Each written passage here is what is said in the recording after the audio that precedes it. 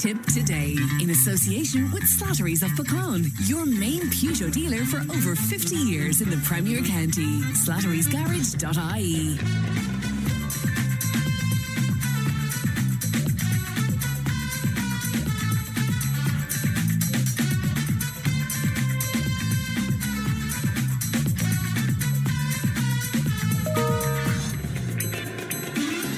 Good morning. Welcome along to Tip Today on this Friday morning. Hopefully we find you well. 1800 938 007. That's our free phone number. It won't cost you if you'd like to make a call to us. And Leanne is producing. Coming up on the show this morning, we'll be going live to the fuel protest outside of Cashel in just a few moments' time.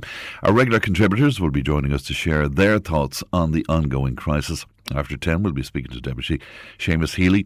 The Music and Entertainment Association of Ireland is calling on artists, bands, DJs, promoters and everybody across the entertainment industry to stand in solidarity with those protesting the rising fuel prices. We'll be speaking to their spokesperson, Jackie Conboy. As always, our Friday panel will be here to unpack the big stories of the week. So all of that and more on the way. You can text and WhatsApp 083 311 3311. You can email tiptoday@tipfm.com. And now, as Pat was saying, the Taoiseach is saying there could be more help on the way when it comes to fuel prices, with talks underway about expanding the supports already in place. Now, it could mean, even though a lot of confusion around this, but it could mean a bit more relief on things like green diesel, maybe even an extension of the diesel rebate scheme. But for now, it doesn't look like price caps are part of the conversation, or indeed carbon tax. Behind the scenes, we're hearing that some quiet lines of communications have been opened between government TDs and the protesters, which might help get a bit of dialogue going. At the same time, though, the government is keen not to step on the toes of the established groups already representing people. Representative organisations are due to have a meeting with the government at 2 o'clock today. Whether that meeting will include protesters is still very unclear. Now, our own Stephen Gleeson is on the ground at Junction 8 outside of Cashel, and he joins me now. Good morning to you, Stephen. Good morning, Fran, and you're very welcome here to the motorway in Cashel. It's somewhere I never thought I'd be broadcasting live from, here on the road in Cashel, but we're live here, and there's good spirits amongst those here this morning. It's quite cold here, and a bit of rainfall in the last while, and I'm joined here by a lot of people who are here, the protesters, and Chicken Kennedy is here amongst them. Councillor Kennedy, you made your way from Urlingford this morning, and you were there bright and early. Morning, Stephen, and thanks for giving us the opportunity again today. Yeah, I was in Urlingford this morning. I went down to help the lads there set up their blockade, and the numbers were bigger again there today to what I was down there on Tuesday. And again, what I noticed there today was that the traffic, again, the rise in the support of this from the people passing by, the blowing of the horns, stopping to say thanks, and the hands up waving and everything, like, is really showing the support of the public is on the side of the protesters here today, like. And here in Cashel as well, there's a great crew around us here, and we're going to meet some of the people who are here now and just have a quick word. What's your name and how long are you here, and tell us a little about your story here. How are you doing? Yeah, my own name is Michael McCormick. I live in Cashel here in Tipperary. I'm actually here since, I think, 6:15 on Tuesday morning. I'm a small business owner. I'm actually not a haulier, or I'm not a farmer, but I'm out to support the lads. But the other point is, this is affecting everyone in the whole country. So I like to say that I'm out to support the lads, because I suppose I feel that maybe they have more to lose than I do, or they're losing more than I am. But I'm out here to support the lads, and like I said, we've drawn a line in the sand now. The time has come, so that's why we're here. Yeah, and you're getting good support from all around as far as you can see. I'll be totally honest with you. Even when I heard you saying that, the hair on the back of my neck stands up. There's a tear coming into my eye, and that's been honest with you. The support has been phenomenal. I woke up this morning, I slept here last night. I woke up this morning to messages from people calling out here at 2:30 and 3 o'clock in the morning with cups of tea. 2 people just left here this morning. They came from Tipp. They've actually moved here from South Africa 15 years ago. They just two regular people. They came over with teas and coffees first. I'm blown away by the support. Brilliant stuff. And are you getting any negative feedback from anyone at all, or reading about it or anything? Listen, if you get up in the morning and you're impacted driving down the road on a personal level, you might be annoyed. I understand that. But unfortunately, this is for everyone and this is for the greater good. None of us want to be here. Nobody here wants to be here. There's men here with bills building. I have bills building. We don't want to be here. If you're negatively impacted on that, we apologise about it. We're sorry about it. But unfortunately, this is where we are now and we're going to have to stand strong. And here in Cashel, there's serious numbers here. Fantastic numbers. And people in the media and people above in Dublin seem to be trying to tell us that the numbers are fading. The numbers are growing here, and anyone that's been coming here every day will know that the numbers are growing. It's bigger we're getting. Thank you so much for that. And we have a couple more people here alongside us. Tell us your name and how long you're here. Jerry Hayes. I'm here since I'm an agricultural contractor. I'm here since 6:30 Tuesday morning, and I have no intention of leaving. The government are coming out with RTE, the media are coming out with their spiel. A lot of rubbish being fucking under there now about ambulances going to have diesel, doctors, nurses not having diesel. There's loads of diesel there, loads of diesel. And why are you here? What is the reason? I'm here because I'm a small business. I have a young family. I'm educating them. It's costing a lot of money. Everything is just a rip-off. I'm educating my children. So in a couple of years' time, I'll be going to the airport saying goodbye. That's hard. That is hard to do. We're importing people into this country. They're all being looked after. My kids want to go in a couple of years' time, head off to Australia. They'll have to have money in the bank before they'll be left in. They'll have to show that they're an asset to that country before they'll be left in. We have a crowd of donkeys above in Dublin. People left Ukraine and left other countries with passports. They got off a plane above in Dublin and had no passport, and we left them in. Never happened in my life. That never happened.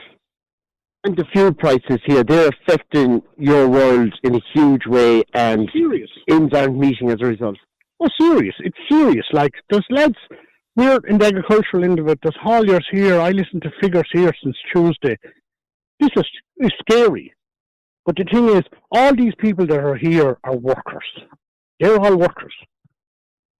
And if it was over in 5 minutes, do you know where all these lads would be? Gone back to work. Straight back to work. To pay the bills that are building up this week. But the way they're going and the way the business is gone and the cost of everything is spiraled out of control in this country. The government are putting a spiel on it that they can do nothing. It's what's happening in Iran, the war. They can't let the boats through and they can't let the oil through. It's not. It's the taxation system in this country. The middle class are paying for everything. We're paying for everything in this country, the middle class. I was well off 36 or 7 years ago when I left school. I drove through the dole and put my name on the housing list. I tried to progress, got a mortgage, built a house. I'm paid the mortgage. Now I'm paying a property tax that was brought in. It was supposed to be a short-term thing. It's still there. Everything was brought in short-term in this country. We're still paying for it. We bailed out the banks. We're still paying for all that. And we as workers are looking at the waste of money. A hospital built above in Dublin, the dearest hospital in the world, should never have been built there. Should have never been built there. The dogs of the road know it should never have built there. There have been place to park a car there. Like, common sense has gone out the window. In my opinion, there's 2 men fit to run the country. In my opinion, a lot of people mightn't agree with me. Sean Quinn above in Cavan, who they destroyed, and Michael O'Leary. We'd have a country then, and they'd suit the working class, because you do a week's work and you'd make money. And just finally, you're an agricultural contractor. This is a busy time of year for you, and this is going to impact you in a big way in the coming months. Oh, yes. Like, whenever this is over, and I don't know, I can't see it's going to be resolved, but we're not leaving. But if it's over in the morning, we'll all have to go back and work 7 days a week to make up for this week. We can't decide to take a fortnight's holidays. Right, lads, we'll tip away and we'll slip away out of the country and we'll get the chauffeur to drop us to the airport. Like, we'll have to stay here. There's no fucking holiday now to make up for this. There's no holiday for us this year. Make up for this, like. Stuff, and your name, you're here at the moment. Tell us how long you're here and how you're finding it. It is Eddie Spencer from Tipp Town there. I'm here from day go. I work for a haulage company, Bellard Logistics, and they're finding it hard. Price of diesel, trying to pay wages, keep trucks on the road, keep the business rolling. Harder and harder it's getting. Like diesel gone straight through the roof. It is crazy what's going on at the minute. The government don't realise it. Outside the red roundabout, the Red Cow in Dublin, they don't care. That's my view of that. They don't care. And are you confident that talks today and soon perhaps will resolve this, or do you feel this is going to go on for weeks more? I don't think that's what I'm after hearing here in the last half an hour. I think it's all just the road hauliers. They don't want to listen to, as they say, scum of the earth here, what they're calling us. They're I don't think it's going to solve any problem here. It's maybe for the big boys, maybe it is. But for the likes of ourselves, anyone here, you look around here today, contractors, truckers, farmers, down to the normal person, people that came here yesterday, the last 2 or 3 days, is unreal. And how much would it cost to fill your vehicle? Well, a full load, we'll say, compared 6 months ago to today. Well, all I know is if you put €400 worth of diesel into a lorry or into a tractor, it's going to cost roughly another nearly €300 on top of it. And if it's a tractor, a good day's work and that's gone. So you could be talking €300 a day in the tractor? Yeah, and truck-wise, something similar. And it's just crazy. Like most of those trucks are taking 1,100 litres, and they could fill that twice a week. Okay. And the cost of that make it up. Like the government is getting €1.20 out of every litre here, but that's a pure rob. That's pure. Oh, stop! Don't get me going. I just crazy what's going on. So you don't really blame anybody in the Middle East as such. The war, it's more the government your issues with. Yeah, because the way the taxation is done, the way they're going about it, we're not getting that diesel from the Middle East. There's nothing to do with that. We're getting our diesel from elsewhere, which it was, and a place we're seeing, that's not right at all. It's just pure greed from the government. That's all, and they hand out millions to other parts of the world. And if we're here now and we're looking for just a simple thing, bring the diesel back down to 170. Everybody be happy at 170, 165 for petrol. Bring down the kerosene where it was. Bring down the green diesel down to 99 cents or 95 cents a litre. Bring it down, and everybody, the roads will be clear by 9 o'clock tonight. But they won't listen. They don't, because they're not making enough money for themselves. They're still making enough. Out in Malta, 121 a litre, 125 out in Spain. There's something wrong, and it has to be from the top. They're probably getting all of it from the Middle East, whereas in Ireland, you would imagine the North Sea, it would come from a broader geographical base. Yeah, exactly. Yeah, that's what I think. And it is, most of it is coming from there. Like common sense, they're not getting it from there and waiting for it to come in. No, that's not. So how long are you prepared to stay here? We'll keep going as long as we can, and we'll stay here till the end if we have to. And if it takes, they're not going to move. So they can bring the army if they like, but they're not going to move. Well, you heard them there, Chicken. Just to wrap up here, the energy is high here. The people are determined, and there's a lot of passion in people's voices. Yeah, there is, Stephen, and the frustration is there and the anger is there, and we know the anger is on the other side, where people are disappointed that this is happening and they might be meeting obstructions and disruptions along the way. But, I was up there this morning only for the said earlier on to you, and I was talking to a farmer who was sowing seed for the last 2 days, and he was telling me that it cost him €900 in diesel. €900 in diesel, like, you know, and that's phenomenal, like, you know, because these people are the salt of the earth. These are the people that are hard working.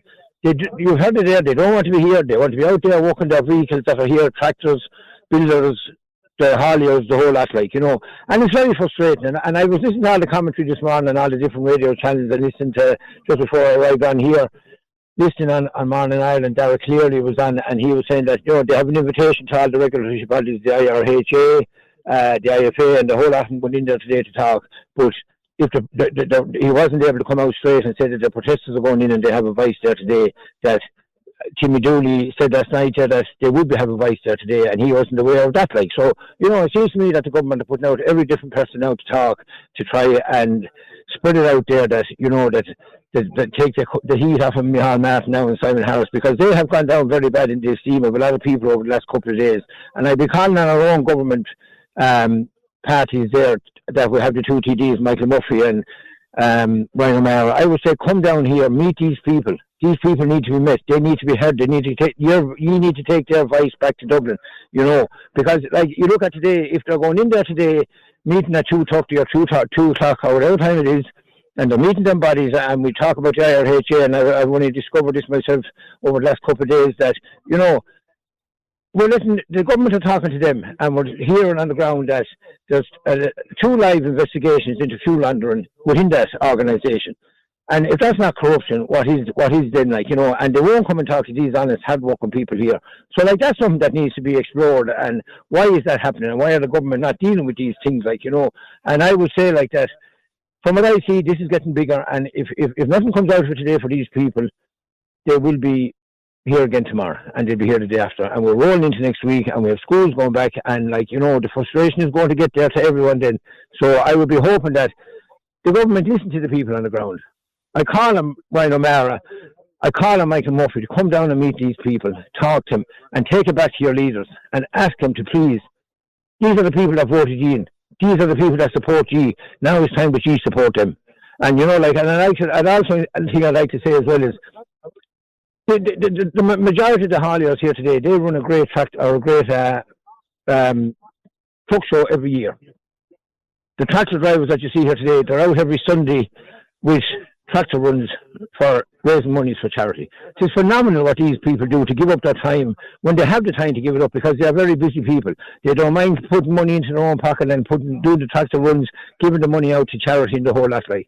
And I would say that, you know, there's a tractor run on Sunday in Ballingarry there for the community field. You'll see a big crowd there. You'll see a big crowd out supporting it, because this is what they do. They're hard-working, on-the-ground, honest people. And I would say, like, that, you know, you look here like that, if it was a different time of the year and the truck show was on, you could have the truck show here and there'd be rakes of money raised, like, you know. So I'm just saying, like, I'm asking the government to please give the opportunity to these people and meet them with their demands. They're not so much demands, they're just asking for a bit of help, because you won't see a lot of these in business maybe in 6 months' time. Well, thanks, Chicken, for that. And Fran, that's just a flavour of what is here on the motorway here in Cashel. And I'm just on the Cork to Dublin side of the motorway currently here. So spirits are high, but people are determined, and they are not relenting at the moment. So just, it'll be all day. Chicken has one more point to make here now.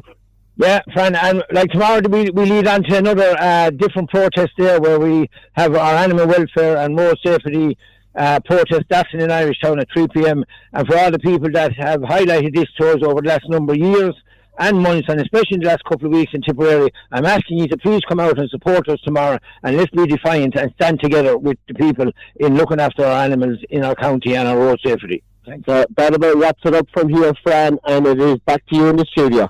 Well, thanks very much indeed, Stephen, and thanks to Councillor Michael Chicken Brennan, who was the last voice you heard there. 1800 938 007. What do you make of what you've been hearing this morning so far? Let's go to a gentleman who's been taking part in the programme for many, many years indeed, Mick O'Brien from Clonmel. Good morning to you, Mick.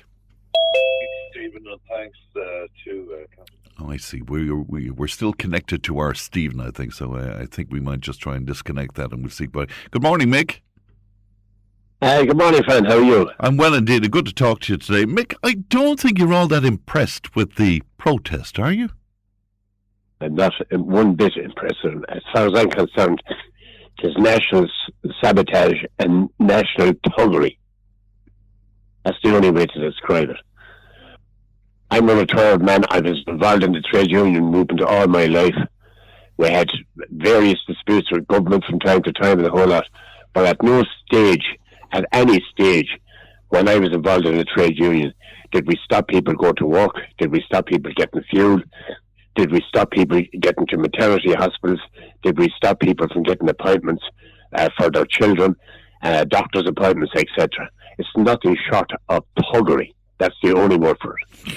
Well, the protesters would tell you, Mick, that, you know, they're giving access to people with appointments at hospitals. They're giving access on the hard shoulders to ambulances and the like. And a lot of people who are not hauliers or farmers are they're very good at them. Yeah. Who gives these people the right to stop a whole country? They have no right to do it. They're there on at least one of your guys above in Cashel, at least he admitted that is a blockade. It's not a protest. It's a blockade.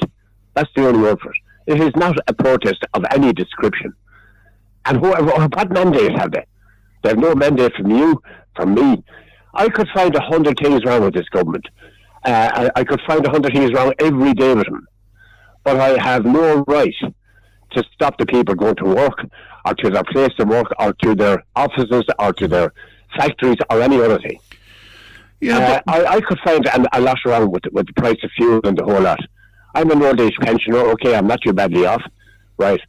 I could find a lot wrong with fuel. Supposing I decided tomorrow morning that I'll get 30 of my colleagues and we'll go down into O'Connell Street in Clonmel and we'll park 30 cars in the middle of the blooming place and say, oh, we'll hold up the whole town. What would happen to us, man? We would be either taken off the road or else we'd be battened off the road, and rightly so. It's a bloody disgrace. Do you not think, Mick, I've never ever seen anything like this. It's national sabotage. Do you not think, Mick, that this is just a symptom, though, of a huge amount of frustration that's out there? A lot of these people who are protesting, they feel that they're not represented by their own organisations properly, and they feel that the only thing open to them is to take to the roads in the fashion that they're doing. It's complete frustration, and it's not even just about fuel, because you hear other things are emerging there in the conversations. I can fully appreciate that we all have cribs against the government, and we're all paying to their nose for taxation and whatever. This is not the way to do it. You just don't. I mean, the French are notorious for having strikes, but they don't hold the whole country to ransom. Well, they did. Inside the middle of the Champs-Élysées. Well, back they don't hold the whole. They wouldn't be left do it. Well, back in 2019, they did they not? And again, it was over a similar issue around fuel. Yeah, but the whole thing is that I have a big tractor. I can do whatever I like. I have a huge truck. Okay, we accept that it's going to be impossible probably to be able to move all these trucks and the whole lot. But there's one thing sure and certain, that refinery in Cork should be kept open, and if they have to batten them off the bloody place, get them away from the gates of the refinery and get fuel out to the people that need it. It's a bloody disgrace, the whole lot of it. So you would go along with the notion of bringing in the army along with the Gardaí then? Absolutely. The army is there to help the civil power in time of emergency, and this is an emergency. There's people there today that are trying to get to appointments. There's people trying to get to hospital, particularly people that have kidney dialysis to get, and the whole lot. What do these people do? The taxis can't get them there.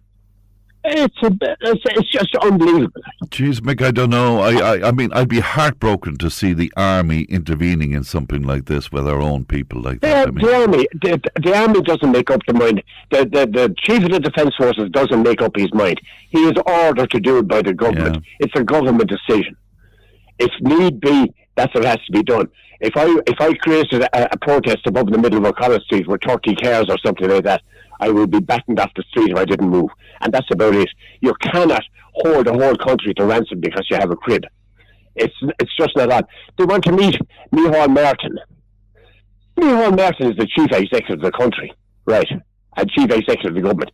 Do these people honestly think that Micheál Martin has nothing else to do? I could find 100 things wrong with Micheál Martin. Matter of fact, he drives me up the wall at times. But the chief executive of the country is not going down to Whitegate Refinery to meet some a couple of bloody, how would I say, to my mind, a right-wing thugs as far as I'm concerned. He's not going to do that. But no chief executive of the country would do it. Where are you getting the right-wing element to this now? Just because people are protesting, why would you view them as right-wing? It would not surprise me. Nothing would surprise me in this country. Any of these protests, they seem to be ignoring their own representative bodies. Right? You have trade unions. They can't ignore their own representative bodies. If trade unions will send in their chief, their general secretaries, whatever, to negotiate on their behalf. These guys are hotheads. They think they could do whatever they like because they have a big truck or they have a big tractor and fight everybody else. Well, they're losing a lot of money. They're losing a lot of money to do what they're doing, Mick. You know, so they believe passionately in this, and they believe that they are not. They believe that they're not represented. The amount of fuel that they're after using in order to complete this thing must be phenomenal as well. Right. Okay. So I never in all my life, and I'm nearly 75 years of age, have ever seen anything like.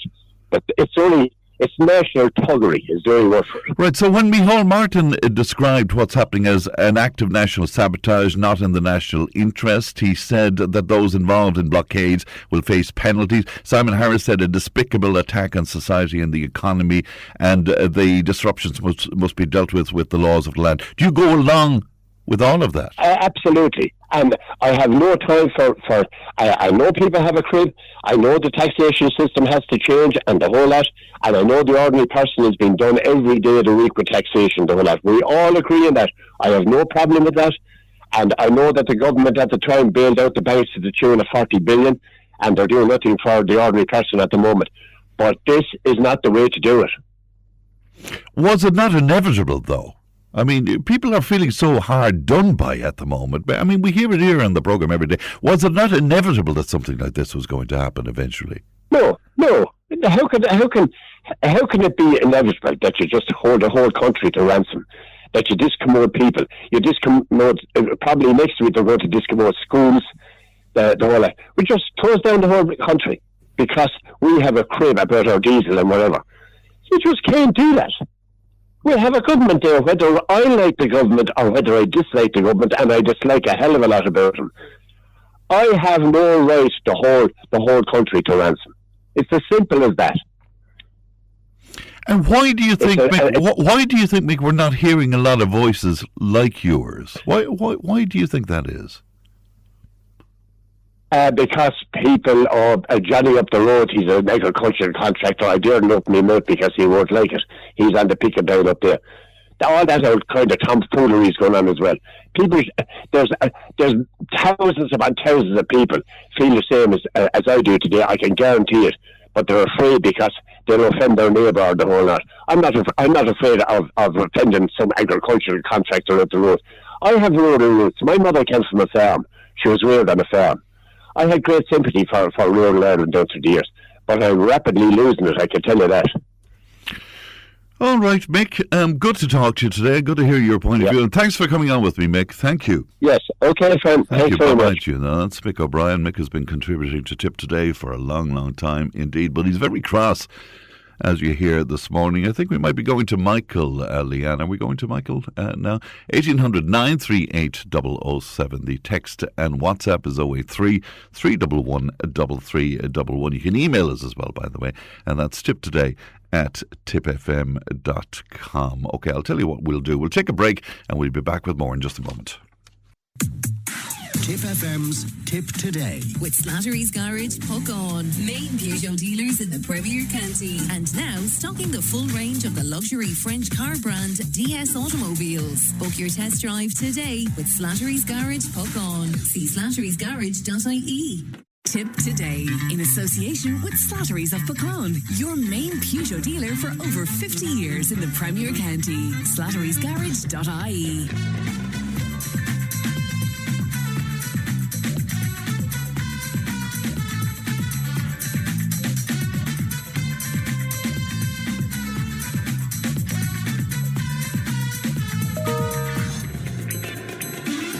And now, Michael Mackey is a haulier. He spoke to us on the programme yesterday. He's at the protest outside of Cashel, and he was listening to Mick O'Brien, and he joins me now. Michael, good morning to you. Brian, how are you doing? I'm well. You were listening. You were listening to that conversation. What did you make of it? Yeah, I was actually having a sandwich. I nearly turned up listening to that man. Mick O'Brien. Mick has an awful cheek this morning coming on the radio. I understand people are frustrated. Mick is retired, right? He's on his pension. He said he was well off, pretty well off, he said. And that man has the cheek to come on the radio. I don't know if he's based in Clonmel. He's on about O'Connell Street. That man has the cheek to come on and speak about the people that are protesting at the minute, right? Now, he was a shop steward. He was with the trade union. Am I right in saying that? He certainly worked with trade unions, yeah. Yeah, he worked with trade unions, yeah. It's fellas like him are why we are out on the road. It's people like him. He can sit there and talk and scream and shout and call us thugs and call us whatever he likes.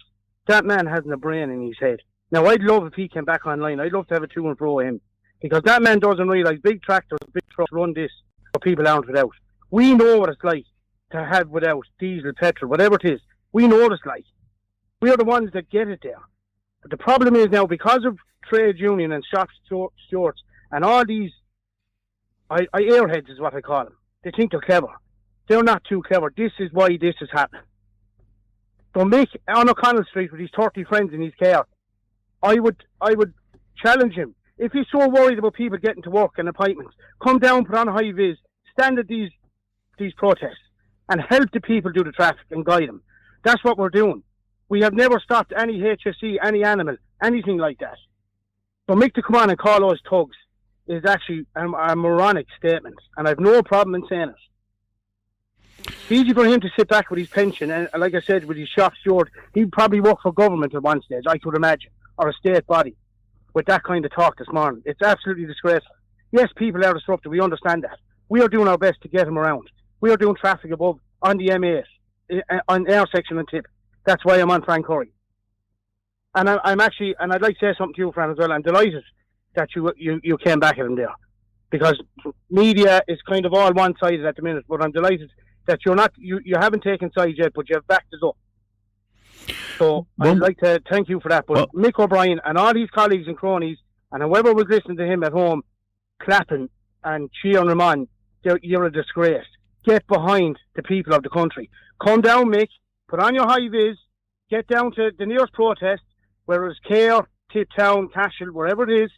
Go down and help the traffic and the people that you're so worried about going to work. And Michael, tell me this: do you think be out Monday morning, because the schools are going to need all the help they can get people there, because we are not going anywhere. Do you think, Michael, that he was voicing what a lot of people are thinking and maybe staying silent about because they don't want to offend neighbours and the like? No. Come here, he works for the trade union. It's the reason trade unions and all these organisations that get smothered. People, I've been in trade. I've been a member of unions as well, the workers' union, all that kind of stuff myself. And it's like the IRHA. It's a complete waste of time. It's a subscription fee. They pay the money. They're sitting there smoking big cigars, laughing at everyone else. That's what they're doing. Chicken Brennan just he tapped into something there. There's members of the IRHA, right? All right, no, we don't want to go down that road into that sort of thing. I do. Well, you see, but I mean, I'm giving you a platform, so I can't allow you to make claims like that. You see, on the air, I have to protect the radio station. So I'm not going to name names, right? But I just want the public to know. Because there's a letter gone out now of what again, Michael, I can't allow you to make claims like that. So if you don't mind, it's not a claim. It's not a claim. It's okay. Mick O'Brien, come on, Mick. All right, I'm sorry, Michael, but I can't allow you to make claims like that. But I do want to continue on our conversation. You're not for turning on this. What about this meeting that's happening today at 2:00, Michael? Are you holding out any hope for that? Well, Micheál Martin's not at the table, and like I said, trade unions, all this kind of crack, smoke and mirrors. Does that Timmy Dooley has he any authority to pass anything, really? I personally don't think myself it's going to work. Micheál Martin is blowing cock hiding now. He won't come up. Simon Harris is away, won't answer the phone to nobody. These guys need to be sitting at the table. They're running the country. These lads need to be there. And we can talk, the guys that are put forward by our protest, they're up there, they will do the talking, they'll give the details, and they can sort it out between them. And if, like I said yesterday on the phone, if Micheál Martin has ear or brain in his head, he'll get this sorted. All right, Michael, thanks for your time this morning. Thanks for coming on with us. That's Michael Mackey, who is a haulier speaking to us from the M8 today. Now, a great friend to the show, singer-songwriter Nathan Marr has been making waves online after he turned up at the Cashel Fuel protest blockade and kept spirits high. And he joins me now. Good morning to you, Nathan. Fran, how's things? How are you getting on? Things are very well indeed. Some saying you're the first musician to play a live set on a motorway, Nathan. Another first. We're right crack below now, yeah. I wasn't even supposed to be singing or any of that. I just called down for, there's a couple of friends of mine below that have companies and stuff, and I called down just to support them if I could. And I'd always have a guitar with me, and one of the boys grabbed the guitar out of the car and handed it to me. He said, Jesus, sing a song. So it ended up being me singing in the middle of the M8. It's brilliant, yeah. Now, you know about the hauling business because you drove trucks yourself, Nathan. I did. I drove trucks, and I also had my own farming company. So I've worked in both sectors kind of at the minute they're protesting, and I know how hard it is. Like, there's a small margin in what they do make, like. And the idea that you're seen to be behind them is somebody with a profile like yours. Is that important, do you think? Is that why you would go along? I think it's important, yeah. Like, most of the media now are kind of against everybody saying, oh, you're stopping people from getting here and stopping people from getting there. But, like, even this morning, I'm actually in Kilkenny Hospital. My missus is pregnant, and I left a half an hour early this morning, and I ended up being in here a half an hour early. So it's not that much of a delay if you take your time and get there. Do you know what I mean? Leave early if you have to go somewhere. And, like, everybody's apologising. Like, we don't want to be doing this. I don't think anybody wants to be doing it, but it's something that has to be done. Do you know what I mean? Yeah, what Michael Mackey is saying to us there, that, a lot of the people who are protesting, they don't feel represented either where politics are concerned or indeed the organisations that are supposed to represent them. Do you see anything in that, Nathan? Yeah, like the IRHA came out and said that they weren't supporting this, and now in fairness, they told their hauliers they can come out if they want and do their thing, but the organisation themselves said they weren't going to support it, and then they turned around then and said they were going to support it. Like, so, like, if you're not going to support from the start, when all the hauliers are actually in turmoil at the minute, like, that's when you need to be getting behind all the boys, and they won't. Like, so I'd like, that's no good either. Yeah, the big thing that seems to have people turning a small bit is the idea that it's very difficult now to put diesel or petrol, indeed, in your cars because most of the forecourts are running out or have run out. That seems to be a bit of a game changer in terms of public opinion. Yeah, but, like, when you think about it, like, I use a lot of kerosene myself. Yeah. For heating the house, and the price has doubled. So at what point do I go, okay, the government are stopping me from getting fuel because I can't afford it? So, like, this is the issue you're going to have. If there's not a stop put in now, while something can be done, when does it get out of hand where people just can't simply afford to fuel their cars and stuff? So, and that's a lot of the argument that they're making is, like, either way you're going to be out of fuel here. Either way there's going to be a problem. Like, so why not just fight it now, do you know? If it trundles on into next week, I mean, you're talking about schools going back on Monday, it could be chaotic, Nathan. It will be chaotic, yeah. It will be chaotic. And, like, the funny thing is, it's a phone call for the government. Yeah. It's a phone call that can fix all this. It's okay, yeah, we're going to sit down and do it. And then they're, like, there's no point in coming out last night and saying we're going to have a meeting at 2:30 tomorrow. So all your traffic going to work in the morning and all that are still going to be held up, where they could just say, okay, we're going to sit down today, we're going to have a meeting now. But they're kind of holding off on all that, and I don't think it's any good for anybody. Were you surprised at some of the language from the government? Not very diplomatic at times, being described as an act of national sabotage, not in the national interest. Speaking about the Taoiseach saying a despicable attack on our society and our economy, and the actions need to be dealt with without fear or favour, and goes on and on and on. So a very bullish sort of language. Did that surprise you? Yeah, it's very easy to sit up in your ivory tower and throw stones down, like, that's exactly how I'd look at that now. Like, what do you say to the lads that literally can't afford to run their business, like, because you have a 65% tax on your diesel? That's an even bigger problem, in my opinion, do you know?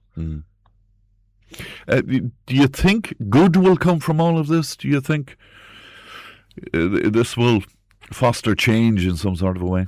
So that's what they're hoping for. Like, you can't exactly say, yeah, this is going to do something. Like, it's up to the government to make that decision. But like, fair play to the lads for getting out and at least trying to do something. Do you know what I mean? All right, Nathan, we wish you well and we wish your partner well. Is the baby due? 2.5 weeks, friend, and 2.5. we'll have another one running around. Yes, isn't that fantastic altogether? Well, we'll check in with you and we wish you all the best and to your lovely partner as well. Thanks, Nathan. Thank you. Yeah, brother, thanks very much. Thank you. Bye-bye, Janan. It's Nathan Marr speaking to us there. We'll take a break. Back with more in just a moment. Tipp FM's Tip Today with Slattery's Garage, Puck On, main Peugeot dealers in the Premier County, and now stocking the full range of the luxury French car brand DS Automobiles. Book your test drive today with Slattery's Garage, Puck On. See slatterysgarage.ie. Tip Today in association with Slattery's of Puckon, your main Peugeot dealer for over 50 years in the Premier County. slatterysgarage.ie.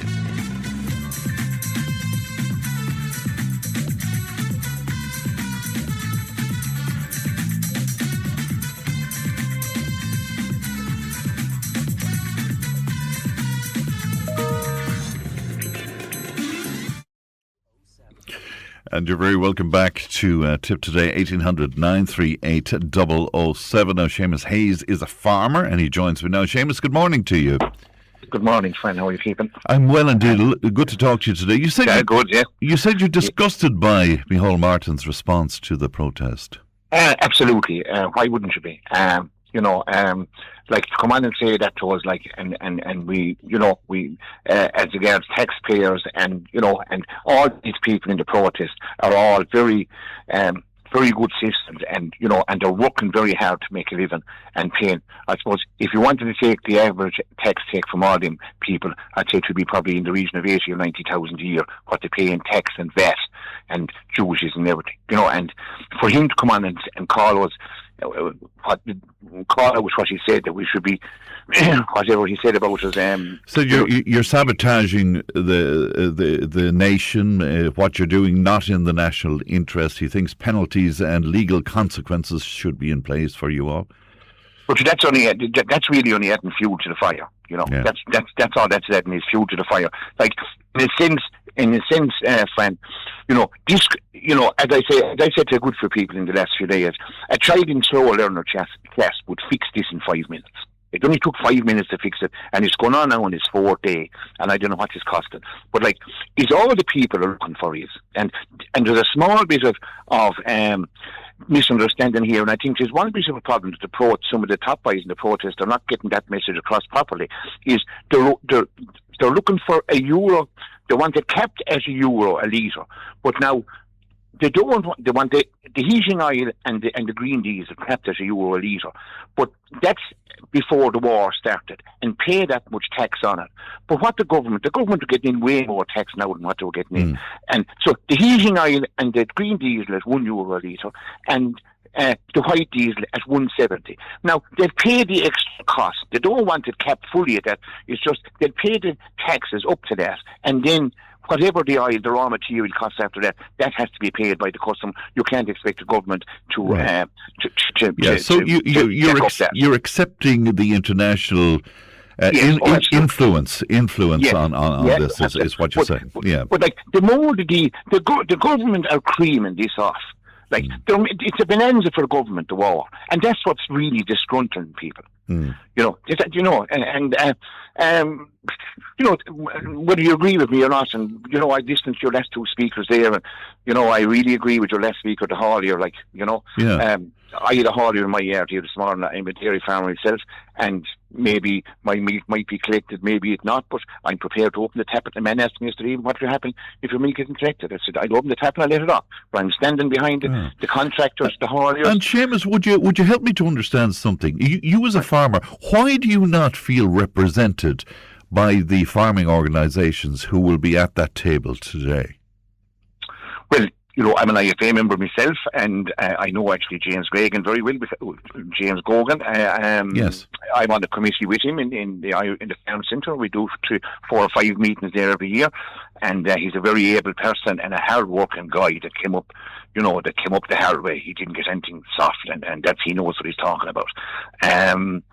But just like IFA, I suppose, listen, the business going back to the Board B thing, we went up to that Board B thing, we achieved nothing, and I think a lot of people held out that we should have went in harder on that.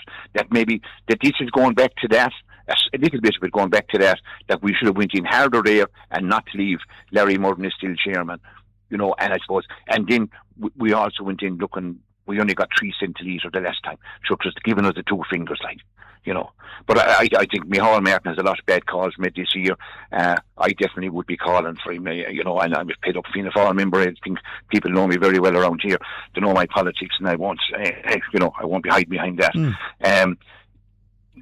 He's made a lot of bad calls, the presidential election, the formation of the government. He wouldn't take advice from the people on the ground, and he really galvanised the left together. I don't think he's the left, the parties that elected the president that we have now. Like, because he galvanised himself and Simon galvanised that together. And I would be calling for. So you blame him even for the left uniting in some sort of. Because I would, absolutely. Oh, absolutely. Himself. Yeah, because you can't give people the 2 fingers across the. You can't treat people like that. So, as a Fianna Fáil member, are you calling for him to resign? Oh, absolutely. He has no business representing us at the next general election. If he is, I will not be doing any work party again. And other grassroots members, do you think they'd feel similar? Absolutely. Yeah, I have a good handle on the ground around here, and I'd be talking to a lot of them. And I have a good people rang me this morning, and they would all think the same way, that they want to see the end of Micheál Martin. And as far as I'm saying, there's a match in Thurles next Sunday week, and as far as I'm concerned, he's not welcome to Tipperary to watch it. He can watch it on television at home. And no, that's my view. What are you saying to me there now? That will there be a group that would want to? No, absolutely not. No. Okay. Oh God, no. I'm saying he should just stay at home and watch it. I just said he's not welcome. We wouldn't be welcoming him. And the last match he was at in Thurles, when Tipp played Cork in Thurles the last time, he was he was low on the square. People was up shaking hands with him, but I don't think and he had a few drinks I had a drink with him myself in the Arts Bar, actually, the last time we played, himself and Jackie Cahill, but he won't be hovering around this time shaking hands with people, because no one wants him. Seamus, the other parties can speak for their own leader as well. Yeah, where is this going to end, Seamus? Do you think there's a possibility something might happen today? Do you think that would? I don't know. Give people enough confidence to get off the road, get off the motorways and stuff. I don't think so. When listening this morning, listening to Timmy Dooley last night on television, he told not many lies. He said this is going to cost the government a lot of money. Right, well, we don't like to say lies on this. There will be his opinion. Well, okay, he didn't tell the truth, or everyone. Okay. He did. I don't believe what he told me last night, because this is not. The government have between 3 and 5 billion. Now, I'm not sure the figure. Between 3 and 5 billion taken in extra fuel duties in the first 3 months of this year. And that all came from the war. And they were taking advantage of the war, which isn't, which is tough, and that's what's disgruntling people, and I just had a few, and I suppose, friend, just a second, we had a family dinner there back in the new year, I don't want to delay it too long, but just come like from business as well. This is affecting small business as well. Now, I have 2 family members with energy sector, and one of them has a business down there in Gary Kennedy. I don't know, do you know what? Sure. Well, yeah. But, and actually, just Maura is just in hospital at the minute, and I just want to wish her the best, getting a few smarter things done in Limerick, and there's no hassle. But we had a chat there. We do have a family get together in January, and before the lads go back to college and school and stuff. And she just said she's in business 20 years. And she's in business 40 years, but she has her own business for the last 20 years. And she said she never found it as hard as since the last budget. Everything that came at her. And she's a tough woman. She came through the recession. She came through COVID. And she never gave out once. Which was the first time I ever said. And this is common since the last budget. There's loads of things building up. She mentioned all the things now, and I just mentioned a few of them. The high cost electricity, and which you're paying more VAT as well, because every time electricity goes up, your VAT from the government goes up as well. So the high cost electricity, the pension scheme, the extra bank holidays. And that's very interesting, and I'm just about out of time, which is a pity. But I hear that in the conversations now, it's broadening out, isn't it? There's a lot of things out there. There's a lot of things going on. Tipp FM's Tip Today with Slattery's Garage, Puck On, main Peugeot dealers in the Premier County, and now stocking the full range of the luxury French car brand DS Automobiles. Book your test drive today with Slattery's Garage, Puck On. See slatterysgarage.ie. Tip Today, in association with Slattery's of Puckon, your main Peugeot dealer for over 50 years in the Premier County. slatterysgarage.ie.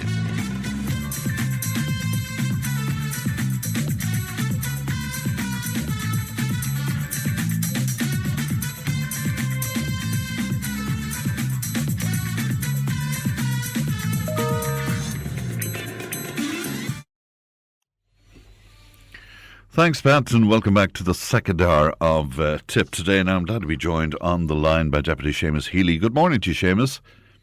Good morning, Fran. And thanks very much. Thanks for having me. Thank you for coming on with us, Seamus. You say you're standing firmly with the workers, the farmers and the hauliers and their families across Tipperary and beyond, Seamus. Absolutely, Fran. I mean, this is a cost of living crisis on top of a cost of living crisis. And that cost of living crisis has been worsened significantly by disastrous decisions by the government over the last 12 months or so, and up until recently. And I suppose that started in Budget 2026, when in the teeth of the cost of living crisis, the government withdrew energy credits and withdrew supports from families. Increased PAYE tax on workers, and of course made many families up to €1,400 worse off in the details of that budget. And at the same time, you handed out huge monies to big developers, to corporate landlords, and to burger barons. And of course, that itself had people's back to the wall. They were under huge pressure. 300,000 families in arrears of electricity bills, 185,000 in arrears of gas bills, and groceries, of course, as any housewife or any family member will tell you, have been absolutely rocketing for the last number of years, resulting in a situation where about €3,000 extra is paying a family would pay now in groceries over the last few years. So already there was huge pressure on families. People, as I say, people's backs were already to the wall, and there was huge frustration and huge anger out there. Now, I brought forward a cost of living motion to the Dáil back in November, and it gave the government an opportunity, to deal with the cost of living crisis. But of course, they didn't do that. They voted that motion down, and now the next situation arose, of course, was the US-Israeli illegal war on Iran. And the government's reaction to that, of course, was to do nothing for 3 weeks and then to introduce a package of measures, €250 million, which is effectively an insult to people. And,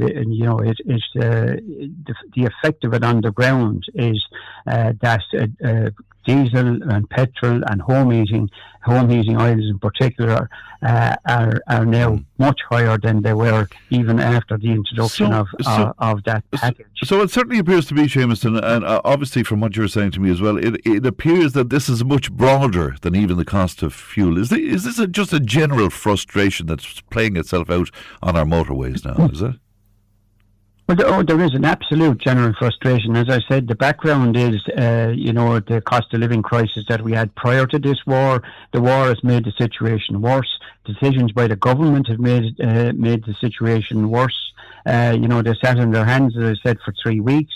Then they brought forward measures that are totally effectively irrelevant for people, and they crow about these as being the best across Europe. Yes. But when you look at it, Poland has capped energy fuel prices.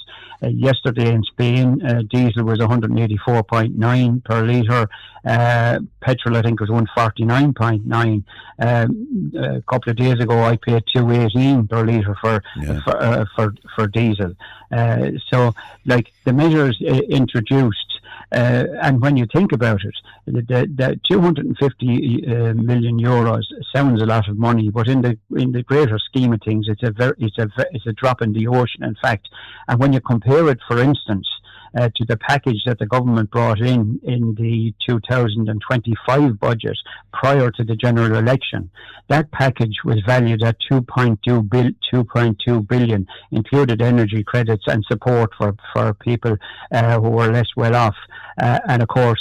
But of course, that package was in the run-up to a general election when the government wanted to buy that general election. So when you compare this package of 250 million to that, it's something in or about a little more than 10% of that package. And the frustration that's out there, it's not just with the government, Seamus. I mean, it's with the representative organisations, and you have a long, very deep-rooted history in the trade union movement. There's even discontent where the unions are concerned as well. People on this protest now, they don't feel represented. That is absolutely correct, Fran, and I think, unfortunately, many of the organisations have become a part of the government system, and I would include, the trade union movement in that. I was certainly, I've been a trade unionist all my life, and I would continue to be supportive of the trade union movement. But I would certainly feel that rank and file trade unionists need to take over take back their unions from officials who are too close to government, and I think that is something that is across the various representative organisations as well. I think that this protest reflects a general frustration, a general anger that's out there in relation to the cost of living, generally. I mean, families, Fran, I meet them every day, are absolutely put to the pin of their collar, to meet huge rents, to meet mortgages, to meet grocery bills, insurance. I got my own insurance last week, and would you believe, in a situation where we're told that insurance premiums should be coming down, my insurance premium went up by €174. Which is absolutely outrageous, but that's the type of thing that's happening, and that's the type of thing that is leading to frustration and anger, absolutely everywhere and across the country, not just in relation to fuel. And I would want to say to you that families in particular are being hit really seriously by the whole cost of living crisis. There was by the second cost of living crisis. There was much derision when Micheál Martin, the Taoiseach, said that advice will be made available on energy efficiency programmes to help people reduce the energy and save money. I mean, we're hearing from people on this programme. I mean, they're already introducing these things for themselves. I mean, and some of them, they're telling Leanne over the last couple of weeks that they're making a decision between heating and eating, for example. So does that show a real detachment there? Say, we'll give you advice as to how you can save money. Well, absolutely. The fact of the matter is that people are under pressure now. They need help now, not in a year's time or in 5 years' time. So what we need is measures now to deal with this crisis. Unfortunately, as I said, decisions taken by the government are creating worsening the situation. And I mean, the decision to call in the army, that has inflamed the situation further, it's a disastrous decision in my view, and I believe it should be withdrawn immediately. I mean, when you think of it, was it in November 2023 we had violence on the streets of Dublin? We had loose trams being burned, we had buses being burned, we had premises being broken into and burned, and we had no sign of the army being called in to deal with that. In fairness, Seamus, my understanding on that is that it's up to the Gardaí to make an application to the army to get involved in something. So that wasn't a government decision, essentially. Well, Fran, there's always tic-tacking between government ministers, government departments, and the Gardaí and the army, and I think that it is a very odd situation to think that the army would be threatened on peaceful protesters, and at the same time, a few years ago, when we had violence on the streets of Dublin, that there was no suggestion whatsoever that the army should have been called in. But look, what I want to say, they would say to you, in fairness to them, they would say to you that this is about fuel supply to the country. That's being impeded by at the oil refinery and at the depots as well. So that would be their answer to that. I'm sure it would, but violence is violence, and peaceful protest is peaceful protest.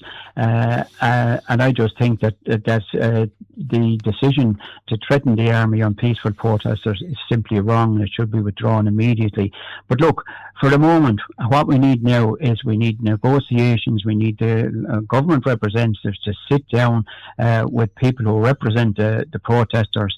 And I've said from the beginning, what I'd like to see happening is I'd like to see a situation arise where fuel prices are brought down to what they were before the illegal war against Iran. I'd like to see the carbon tax at least deferred, the May introduction of the increase in carbon tax.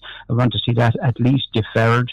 And I do believe, from the point of view of very hard-pressed families, that we do need the introduction of an emergency payment to families right across the country, because families are hurting very seriously in this situation. All right. Thanks for your time this morning, Seamus. Thank you. Good morning to you. That's Deputy Seamus Healy speak to us this morning. Now, you might well ask, why don't you have the Tipperary government TDs on? Well, we did give them an opportunity to do so. I know that Michael Murphy is away and he will talk to us on Monday. We haven't heard from Ryan O'Mara yet, but I'm sure we will at some point. 1800 938 007. The text and WhatsApp is 083 311 3311. All right, then let us go to Margaret. Good morning to you, Margaret. Good morning, Fran. How are you? And thank you for your message this morning. Would you tell the listeners your story, Margaret? Okay, now, I have been actually 10 years trying to get I'm in a very, very rural area, and I could give all day complaining about my situation because I've no bus, I've no nothing, but that has nothing to do with this. All these trucks, Picton, and that's fair enough over the price and the whole lot. But my partner is a small taxi driver with a business. He's a one man. And, he had to Dublin this morning with some people. He had to cancel it because yesterday evening he gave 3 hours up for diesel. And he ended up getting it. But then the problem was to get to Dublin he wouldn't make it. Yes. Now, his business is his income, it's his life, and it's his home. It's his whole livelihood is affected. They're forgetting about the small people here, and they are really forgetting about them, because come Sunday, he can close that business because he should be working all day today, tonight, tomorrow night. But where is the diesel going to come from? There is none. Now, they forget about these people. So just for clarity for our listeners then, Margaret, you're telling me you disagree completely and your partner disagrees with this protest. Is that fair to say? Yes. Yeah. It doesn't matter. You see, one guy there said to you he's losing 1,100, I don't know, is it a day or a week? Yeah, a day. I'll tell you what, a day. Well, by God, if I was getting 1,100 a day, do you think I'd be out protesting? Yeah. I'm on the pension myself. Now, I missed my hospital appointment yesterday over this. I won't get another one, and I have loads of hospital appointments. I won't get another one for 6 months. That's for sure, if I get one at all. Now, there's other appointments, lots of things I have to go to. I have to go get my shopping. I am in a rural area. There is nothing and nowhere to get me to that point unless my partner comes and brings me to Tipperary. And the thing is, that can't happen if they keep going the way they're going. Now, you're making a point. Now, you're making a point very well, Margaret. But could I put something to you? Your partner, who's the taxi driver, where diesel is concerned, I mean, he must have seen a huge change in the costs of diesel over the last while. So it must make his business very expensive anyway. And I presume you can't always pass that on to the customer, or it will just become unviable to use a taxi. Now, he have absolutely gone downhill for over a year over the cost of diesel. Yes. Absolutely gone downhill in every way, shape and form. He can't, by the law, our government's law, put up the price of a taxi fare from here to wherever the customer wants to go. He has to keep it either way the same price. Right. So he's getting hit hard anyway, but he can't afford to go out on the road protesting about his problem because he has only that income coming in. He has to try and plough away until things change. So even though he sees firsthand all of the frustration and the difficulty around the cost of living and the cost of diesel and all of that, you're saying to me he couldn't afford to be part of the protest. Is that basically what you're saying, Margaret? Fran, can you pay him a week's wages? No. Because can the social welfare pay him a week's wages? He's self-employed. Yeah. No, they can't. So how can he go out and protest against this? And did you tell me, Margaret, that he'll be out of business by Monday, you think? Is that what you said? Yes, he will. Yeah, there's 4 days gone, and Saturday and Sunday is 6 days. And then that's it, because there is no income for him this week. Nothing, not one penny. Yeah. Do you know, one of the things I hate about this, Margaret, is that it's turning people against each other because everybody's frustrated and everybody's feeling the pinch. Yes, yeah, but it's like always. Every time I hear this, it's turning people against people. That's not the case in reality. The reality is the small people that are in the rural areas, in the countryside. I have never got 1 day's help in 11 years. 11 years I'm begging for refuge collection, I'm begging for a bus to come past my door, I'm begging for this, I'm begging for that, I'm begging for the other thing. It's always the same. It's always the bigger people get bigger and the smaller people stay put. You know what? I'm freezing here today. Freezing. Because €300 worth of oil came last Monday week. And I went out of my 300 and it was $5.90. And I said to him, I don't have $5.90. I said, well then, he said, I can't deliver you the oil. And that's the way it is for me. So you're in the cold now, you have no oil, you have no heating. Is that what you're telling me? I have no heating, no. I have no heating. No.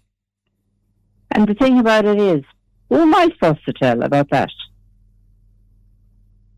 Nobody's interested in the small person like me. But you see, Margaret, is that not why the people are out protesting, though? For people They're like you? out protesting. Those people that are out protesting. Look at the size of those trucks. Look at the income they have. If they weren't or had not enough money, do you think they'd be out protesting? They would, hail, rain or snow, go to work. All right, Margaret, I must leave it there, but it's lovely to hear from you today, and thank you for coming on air with me. I really appreciate it. My best to your partner. Yeah. Thanks, Margaret. Fran? Yes, Margaret, yeah. Oh, yes. I just want to say goodbye and thank you very much. I'm just annoyed about my partner anyway, having no money at the end of the day. And for myself, look, I've missed my hospital appointment this week. Come Monday, the children going to school, there'll be a lot of uproar, and it won't be the government. But the government, anyway, I wouldn't absolutely bear it for 100%. And before I go, Micheál Martin and his wife went out St. Patrick's Day out with Shamrock, kissed Donald Trump's ass, and for 4 days. How much did that cost Ireland? How much did it cost them? And they are going along like that, the government, our government. They're going on trips here, there and everywhere, all for nothing, on the taxpayers' money. All right. Now, I'm so annoyed at both every... Sorry, go on. No. I'd love to talk to you further, Margaret, but I have other people to get to. But will you come back and talk to me again at some other point, will you? I'll come back and talk to you anytime you like. Thank you, Margaret. You look after yourself, though. Thank you very much indeed. My best to your partner as well. Thank you for that. We'll take a break and we're back with more in just a moment. Tipp FM's Tip Today with Slattery's Garage, Puck On, main Peugeot dealers in the Premier County, and now stocking the full range of the luxury French car brand DS Automobiles. Book your test drive today with Slattery's Garage, Puck On. See slatterysgarage.ie. Tip Today, in association with Slattery's of Puckon, your main Peugeot dealer for over 50 years in the Premier County. slatterysgarage.ie.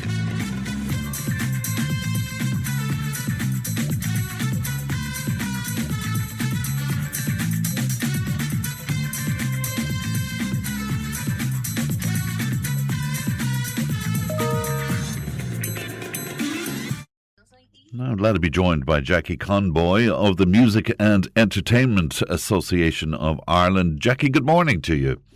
Good morning, Fran, and how are you? I'm very well indeed, and great to talk to you today. Your organisation, Jackie, you're calling on artists and bands and DJs and stuff to stand in solidarity with those who are out protesting. Well, 100%. And firstly, can I give a big shout out to all the protesters on the M8? We met some last night because I was with Mike Denver in Clonmel. So we stopped at the 24-hour station and we met. Mike was talking to some of the guys there who have been there since Monday. So a big shout out to all those on the M8. And it's difficult, but it has to be done. This has to be done. And that's why I have been on about, guys, get your vans, lorries, whatever, and get out and support this protest. Now, this protest will also provide a lot of difficulties for bands, particularly this weekend, getting around, getting diesel, getting access to places, but you still believe there should be solidarity there, Jackie?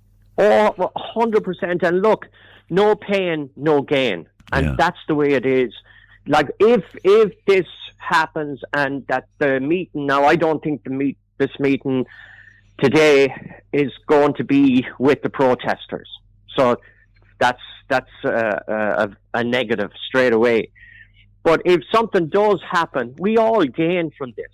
And it's not just people in the music industry, it's right across the board, and especially those who are trying to fill their oil tank. They're trying to get heating oil and that. And they have to make a choice. Some people now have to make a choice. They either pay their ESB bill or they get heating oil. So it's kind of gone down that road, and I think the government were hoping that this weather was going to improve and we were going to, that was going to get quite warm, and then there wouldn't be an issue with heat in your home. But I tell you, it was fair cold last night.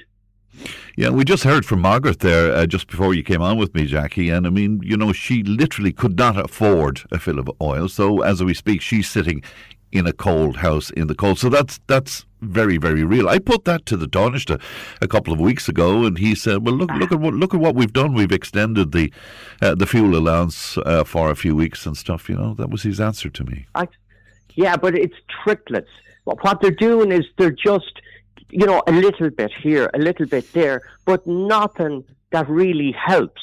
And you know, the problem, Fran, is the government is so busy helping every other one outside the country and throwing money at stuff and squandering it, instead of actually saying, look, let's look after our own people here first before we start looking after every other one and trying to fix every other one's problem. And here we are, like, this protest could all have been avoided. You know, say this has been ongoing for the last. Now, this is even before the war in Iran, because it's funny. Everyone is going, "Oh, it's Trump. It's all Trump's fault. It's not the government's fault." Yeah. But it has been rising. This carbon tax is creating an awful problem as well. So it's not just because of what happened in Iran that we're in this situation. It's because the government are not listening and are not heeding what the people are saying. So if they had met with people who are talking about this for the last month, 2 months, this could all have been avoided. Have you any fear, Jackie, that at the moment, particularly the frustration around now trying to get a fill of diesel or petrol or whatever, have you fears around that, you know, people will become divided on this, and you'll have ordinary people fighting among themselves to some degree and getting very angry at the protesters? Look, the one thing, and as you and I know, there is a certain amount of people who have not been affected by this. They don't care what price that is because they don't look, or they're not bothered. So you'll always have that, and they will be given out. Now, there's some genuine cases that they're saying, look, we couldn't get to such because of whatever reason. Yeah. Now, the thing about it is that's very little, except, okay, maybe in the airport where people were, it was shown on camera, people taking their bags out of their cars and trying to go walk on hard shoulder. Yeah. Now, then I'm aware of all these other things that are put out there that are made up stories. And I know people who are on dialysis and have to go for certain operations and all that had absolutely no issue. So, look, you're going to get some genuine cases. But there's another thing at play here, is where they are trying on RTE and News Talk and that the likes of the Tonight Show and Virgin Media, they're trying to push across a narrative and trying to get people to go against people, our own Irish people against the farmers and that, and even farmers against farmers as well. But I think, Fran, for the first time, I see, people uniting. They've had enough. There's so many things. It's not just about the fuel crisis either. There's a lot more going on in the background here that people are just fed up. They're not asked to vote on anything. There's no referendum. We didn't, for 40 million or 42 million given to Ukraine. I didn't vote for that, and I wouldn't have. There's money that's thrown out by the government, and people have no say in this whatsoever. So I think for the first Jackie, time, is this the beginning of the musicians and artists in general speaking out in this country on social issues? Because in the past we haven't. And I know musicians, by our nature, we try and play things up and say, I mean, if there was 100 people at a gig, we'll say there was 150 at the gig. You know what I mean? By the nature of it, it's kind of positive stuff. Is this the beginning of something? Well, look, during COVID, and there was protests, and I have to say I was partly against, where we went out on the streets and stuff like that. I was kind of against that because I always was afraid of actors or people getting involved that would, make us look bad in some way, and that. So, but I think we've got to a stage now then, and I see with the music industry, Fran, and I'm sure you see it as well. I know guys who have been professional all their lives, and now they have to go looking for a job. Absolutely. Because they cannot get enough gigs. Yeah. So it's becoming a part-time industry. Yeah. So there's a lot of that going on, and the venues are getting a lot less. Yeah. Footfall into a lot of these venues have reduced. And, and again, a lot of the problems, we have been saying it to government since COVID, and that saying that, look, this needs to be sorted out. And again, they don't listen. All right. Well, I've said it a few times this morning, Jackie. We need to have a much longer conversation, you and I, because there's some of that I would love to tease out, but I must leave it there for now. Jackie, be safe on the road. Lovely to talk to you. Thank you for your time this morning. Thank you, Fran, for having me. Thank you. Bye-bye to you. That's Jackie Conboy there of the Music and Entertainment Association of Ireland. We'll take a break. Back in just a moment. Tipp FM's Tip Today with Slattery's Garage, Puck On, main Peugeot dealers in the Premier County, and now stocking the full range of the luxury French car brand DS Automobiles. Book your test drive today with Slattery's Garage, Puck On. See slatterysgarage.ie.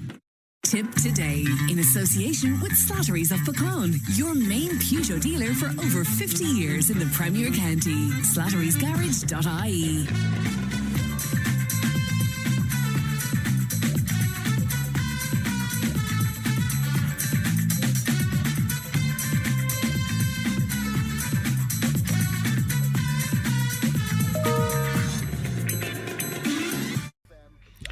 Now, Peter Byrne is launching his book Rambling Houses, an important part of Irish culture, this coming Sunday at 3 p.m. in Fitzpatrick's Lounge in Clonmore. And all proceeds from the book in aid of age-friendly Roscrea and Tipperary Parkinson's Ireland. And we're glad to be joined in the studio by Peter Byrne himself. Good morning to you, Peter. Thanks very much, Fran, and good morning to yourself. It's good to see you today. Would you just clarify something? What exactly is a rambling house? Well, a rambling house is where a group of people come together, play music, sing songs, tell stories, yarns, always often a little bit of dancing included as well. And there's a very similar type of arrangement called Singing Circle, where people do basically the same thing, just slightly different title. One of the differences that I notice in the Singing Circle is that people whoever is acting as Farrantee and Banatee tend to go around the people as they sit around in a circle. Whereas in the Rambling House, when I do the one in Clonmore, I generally pick people randomly around the room and get a mix of, either singing or stories or music or whatever. And so the book itself, then, you want to acknowledge the Rambling Houses and the part they play in our culture, I guess. Would that be right, Peter? Very much so, because I think the Rambling House keeps the whole tradition of our Irish songs, Irish singing, Irish music, and great Irish stories. It keeps them all alive and it brings people together. And for a lot of the people that attend the Rambling Houses, they maybe don't have a whole lot of other activities that they can go and join in. And so it's a terrific opportunity for people to come together. Generally, they meet once a month in each Rambling House, but a lot of people attend the various Rambling Houses. So some people could be out 3 or 4 nights a week at a Rambling House or a Singing Circle, as the case may be. From reading your book, some amazing characters emerge from these Rambling Houses, and some of them, in fact, part of the book. Yes, very much so. Yeah. And when we started to write the book, one of the things I was anxious to do was get the thoughts and memories and ideas of people who have been attending Rambling Houses over the years. And when the people started to put their article together for me, it transpired that their own house 40, 50, 60 years ago was actually a Rambling House where people just drifted in, and very often it happened after some activity like a trashing or some other thing, that may be a party or something that was going on, and people come in. They brought in their musical instruments. People come in and told stories. And as you mentioned there yourself, Fran, there are terrific characters in every neighbourhood and every people who have a gift of the gab and they have a gift of telling stories. And it's just the way they can phrase things and put it, and they can just make an ordinary day-to-day happening into a real story and a real comical story, and I get a great laugh out of it. I'm often envious of the talent of some of these people. They can stand up and hold a room spellbound with a story or something like that. Absolutely, and not just the storytellers, but the singers the same way, and some of the range of songs that people have. And that's one of the things I really enjoy about the Rambling House myself, is the range of activity that you get on any particular night. Most of those Rambling Houses start 7, 8, 9 o'clock and go on for 3 or 4 hours. And over that period of time, the range of entertainment that you get, whether it be stories, songs, music, as I said, maybe a bit of dancing, people telling a few jokes, it's absolutely fantastic entertainment. Tell me about your own involvement in it. You started with Rambling House around, 2010 or so, was it? Yeah, I personally started in 2010 because local woman, Kathleen Tracy, started up the Rambling House in Clannykenny in the Norbrook Lounge in Clannykenny. Yeah. And a girl by the name of Joan Pollard-Carew came up from Cork. You may know Joan. Yeah. And she used to do the MC for it. And then after about a year and a half in Clannykenny, it moved up to Calais, to Sullivan's Pub in Calais. And it continued there until COVID actually closed down all that type of activity. And after COVID, then we restarted down in Clonmore. But there's still a singing circle that continues in Sullivan's or in the community centre, either one or the other, in Calais all the time. A great singing circle up there. And when you got involved yourself, was it to perform yourself or was it to MC you? What did you do? Well, in the beginning, I didn't actually go there with the intention of doing anything. I went just because I heard this new activity had started. And then when I went there, I don't sing or don't play music, so I do some recitations or maybe tell a few stories. And that's what I started doing. And when we moved to Calais, then Joan Pollard-Carew wasn't available to do MC any longer, so I was asked to take over as MC. So I've done it in Calais right up to COVID, and I now do it in Clonmore. And of course, it is important to point out that people can just go along and be part of an audience. You don't have to. No, not at all. And actually, there's one particular Rambling House that I go to, which is held in the courthouse in Rossgray. And there's a huge crowd of people come in there just to sit back and listen and enjoy the night. And that's perfect as well, It's important to have an audience there. And a lot of people just, quite happy to sit back and listen. And it's surprising that maybe after coming there for a couple of months or whatever, people then actually decide that they will sing a song or they will tell a story or whatever, and to just get the confidence, because there's such a friendly atmosphere at all of these sessions. And the MC or the Farrantee or the Bannantee, as the case may be, encourages people just to participate. But there's no pressure and there's no judgment of anybody. There's no competition, it doesn't make any difference what somebody wants to do. There's an opportunity there to do it. And you see it, Peter, as very much part of our culture, because there was that notion of it was a cúrdaíocht years ago that people would go to each other's homes. Yes. And that's emulating. This is emulating that. And sometimes that cúrdaíocht, as you referred to there, Fran, took the form of playing cards. 9 or 10 people come into the house, and while they were playing cards, they'd be, chatting about what the activities in the area, what was going on and what wasn't going on, all that sort of thing. But in other places, rather than cards, it was actually music or singing or whatever that the case may be. And a lot of those people had played instruments, but they never played them professionally, or the only opportunity they had to play their instruments and to practice their talents, and it's a brilliant talent that those people have. The place to practice that talent and to entertain people was in their own homes, either their own homes or neighbouring houses, which was the original tradition of the Rambling House. And incidentally, we still have a Rambling House that my wife Joan and myself go down in near Ballymurphy in Carlow, which a guy by the name of Tom and Margaret Dorn run in their own home. And they could have 60 or 70 people in their own sitting room and kitchen there every night on a Saturday night. And it's an absolutely fantastic session as well, once a month. Yeah, so it's thriving. I mean, we're not in danger of losing this or anything, are we? No, I think the only concern I would have about the fact that there is still a lot of them going is that it's quite, the older generation. That we don't have that many younger people coming in.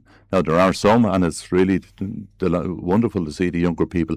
I was at a session out in the Cabra wetlands earlier this week, and a young guy, I'd say maybe 10 or 11 years of age, did a recitation there, and he was absolutely fantastic.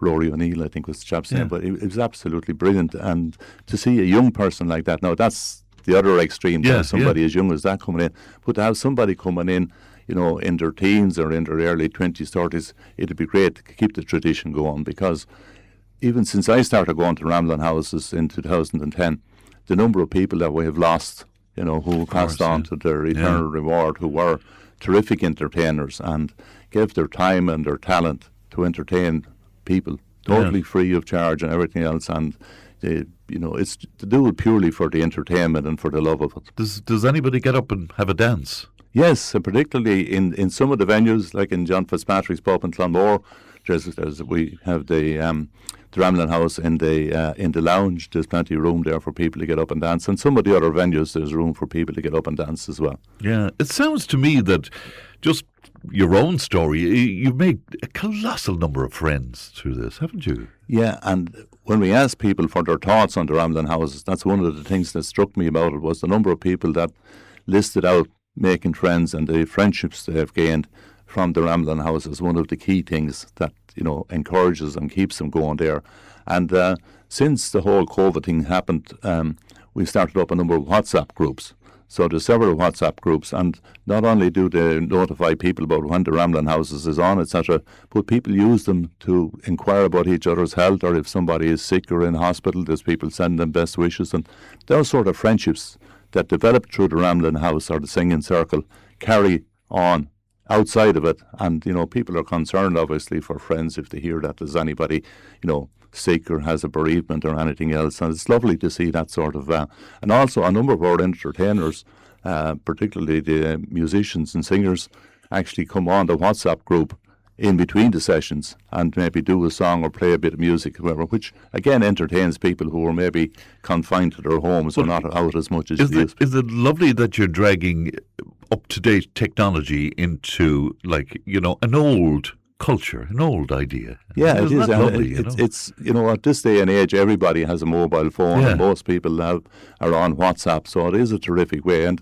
what's very useful, even from a practical point of view, if there's any change, if for some reason a particular Ramblin' House that normally is meant to be on can't be on, people can be notified that it's not on the night or whatever. Proceeds from the book. Will you talk to me about this? Because two very worthy organisations. Yeah, I'm really grateful that when I thought about the idea of putting the book together, I knew there was going to be costs involved.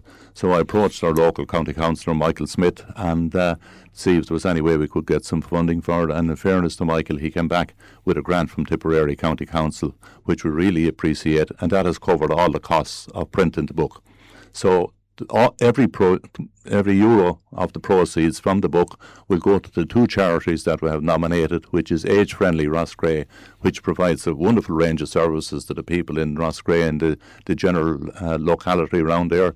I'm involved in the financial committee in Age Friendly myself, and the other one is the Parkinson's, Tipperary Parkinson's Association.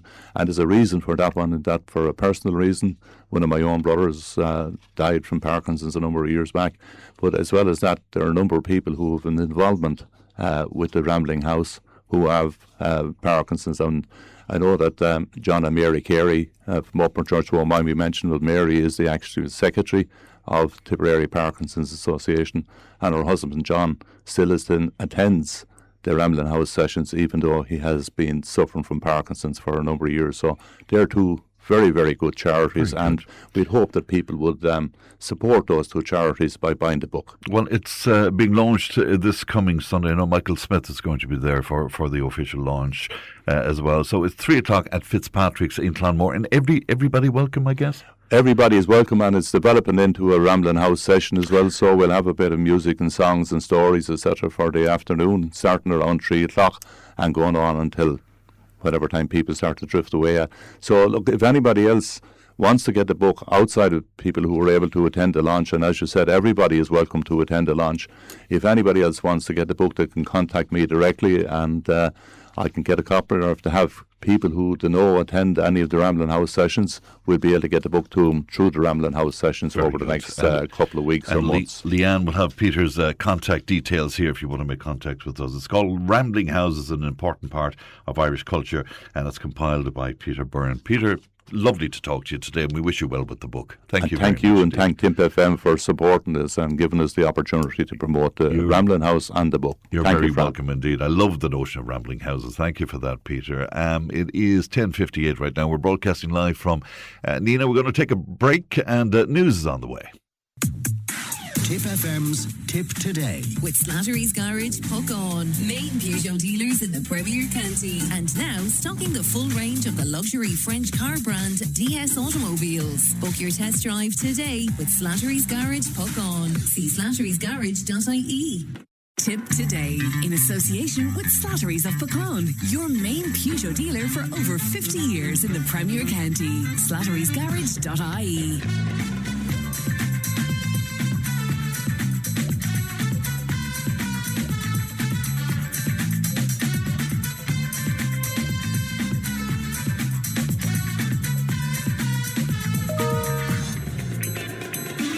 And you're very welcome back to the final hour of Tip Today. Thanks very much indeed for that, Pat. Listener says, for years, I always paid my bills. I pay €10 of my bins every week, €10 for my ESB. It might not be a lot, but it does help. Everything is gone so expensive, it's hard to cope.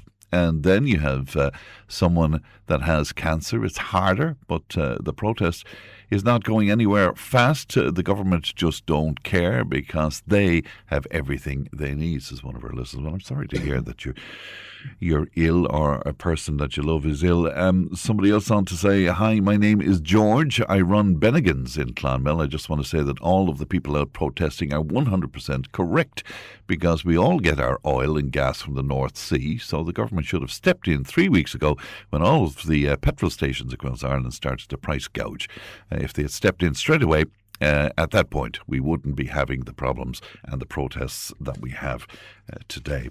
083 311 3311. Time for our panel, it being Friday, and glad to be joined in the studio by Imelda Walsh, former North Tipperary IFA chairperson, and Thomas Conway is with us. Thomas is with Anina Guardian and, of course, broadcasts our global news every week. And Brendan Murphy is with us. Brendan is a community activist and a peace commissioner as well. Good morning to you all, and thanks for coming into us today. Guess what we're going to start with. Today marks the fourth day of the fuel crisis protest with demonstrations across the county, including Clonmel, Cashel and Care as well, blocking the motorway access in an effort to pressure the government into taking action on rising prices. Now, it seems to me that the reasons why people are out protesting, it's kind of evolving as time goes by, and we were talking to lots of people this morning and they were bringing other issues into the conversations. Thomas, can I start with you first of all, where this is concerned? Are you surprised that this has gotten to where it's at? I wonder how on earth it was allowed to get this far. I mean, that is the nub of it. The lack of strategic foresight on behalf of the government, the lack of the ability to see that this thing was going to escalate. I mean, Simon Harris branded it the worst. He correctly branded it the worst energy crash in decades a couple of days ago. Well, that then necessitates a huge response on behalf of the government. So it has escalated steadily over the course of the past couple of days. Obviously, on Tuesday, we thought, is this going to be a one-day thing? And it has spiralled and gone beyond the government's control, really. And to a large extent, I have a lot of sympathy with the protesters. I found myself, I was driving around Nina looking for fuel yesterday, and at one point I became very frustrated. But then you kind of sit back and, look at the fuel prices and look at the price of everyday items, groceries, etc. And you kind of feel, well, like, these protesters really do have a point here, and there really has been shocking inaction on behalf of the government. And it's the agricultural contractors, the farmers, the hauliers that really suffer. The people, but it does extend. I mean, you said there the protest has evolved across a number of different things, and that is correct. I think there is a growing frustration now on a number of different issues with the government, and I think on this fuel crisis, they are going to have to step in and do something dramatic. It's interesting. There is a perception out there, and you and I would have come across this during our global news slot, that Ireland is dictated to by the European Union.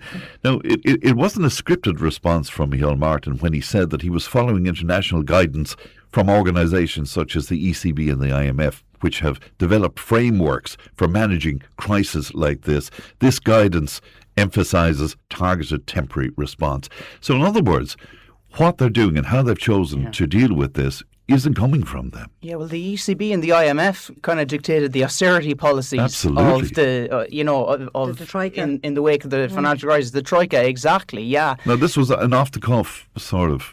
Yeah, I feel to understand. I mean, I don't know, is Micheál kind of positioning himself for a job post post-career. That's cynic. That's maybe a bit cynical. For thinking you were suggesting something. But no, look, I mean, I think you have to, obviously heed the advice from bodies like that.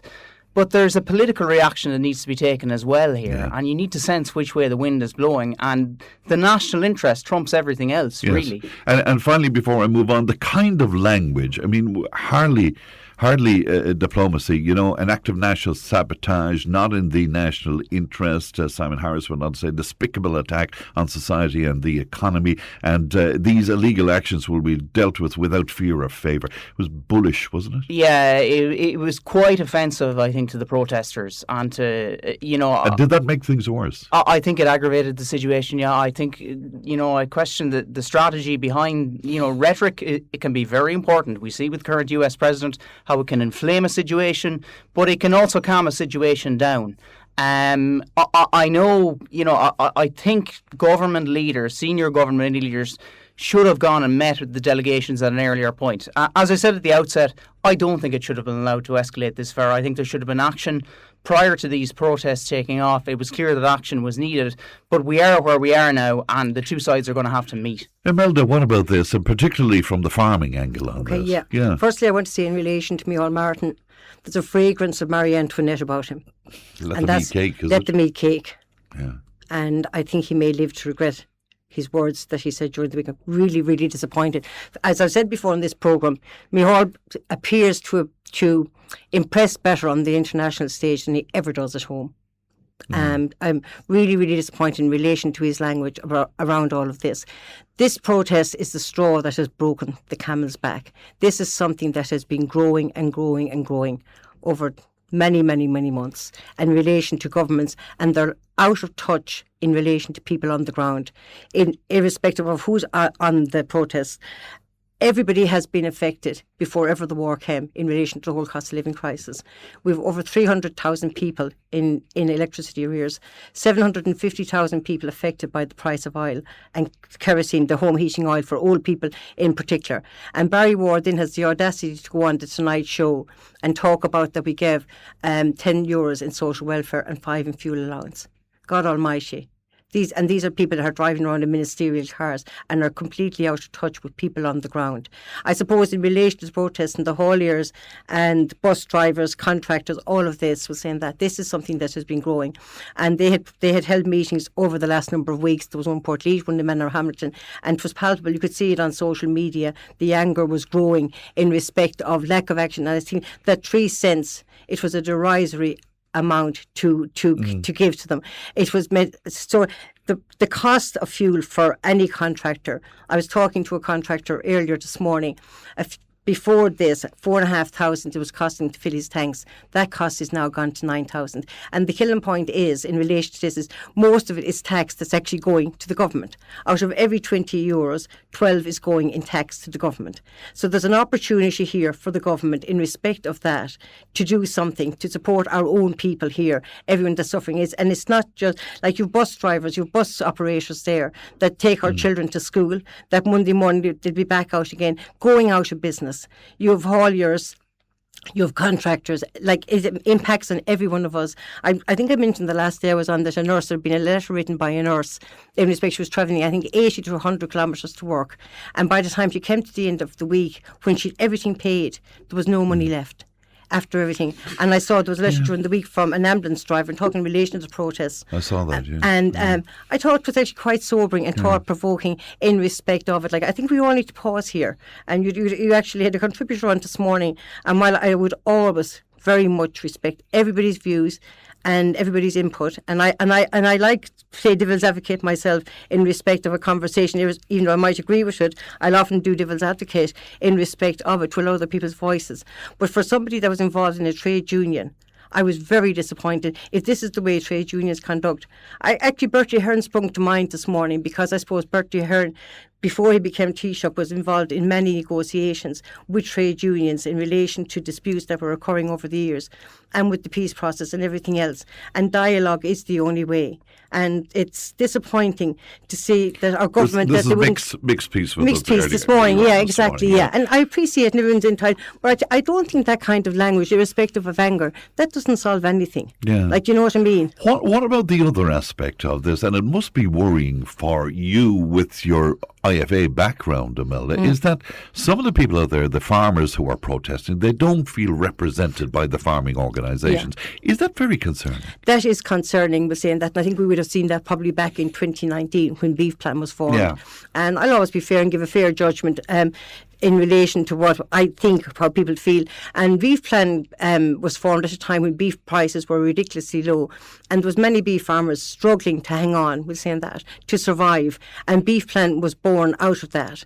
And we can see what happens when people feel they're not represented in respect of things. And I think perhaps the fact that, we'll say, some of the representatives met early last week with government, and they came out, and all the statement that came out was that they agreed to a meeting again in a couple of weeks' time, and that probably was a straw, because for many people they were just hanging on by a thread. But there's some of those people that are, we say, spokespersons for the current protests. I just saw one gentleman yesterday evening, he was quite emotional, Fines. I know that chap, he's from Kerry, he's a very prominent IFA member. James Gagan is a member of IFA. He's actually on the Environment Committee, on the National Committee. So I would be disappointed if Fancy and the top table, aren't in conversations with them. And as you know, Deputy Seamus Healy was staunch trade unionist over many, many years, way before he got into politics, but was questioning where the trade unions are concerned. Are they getting too cosy with the government?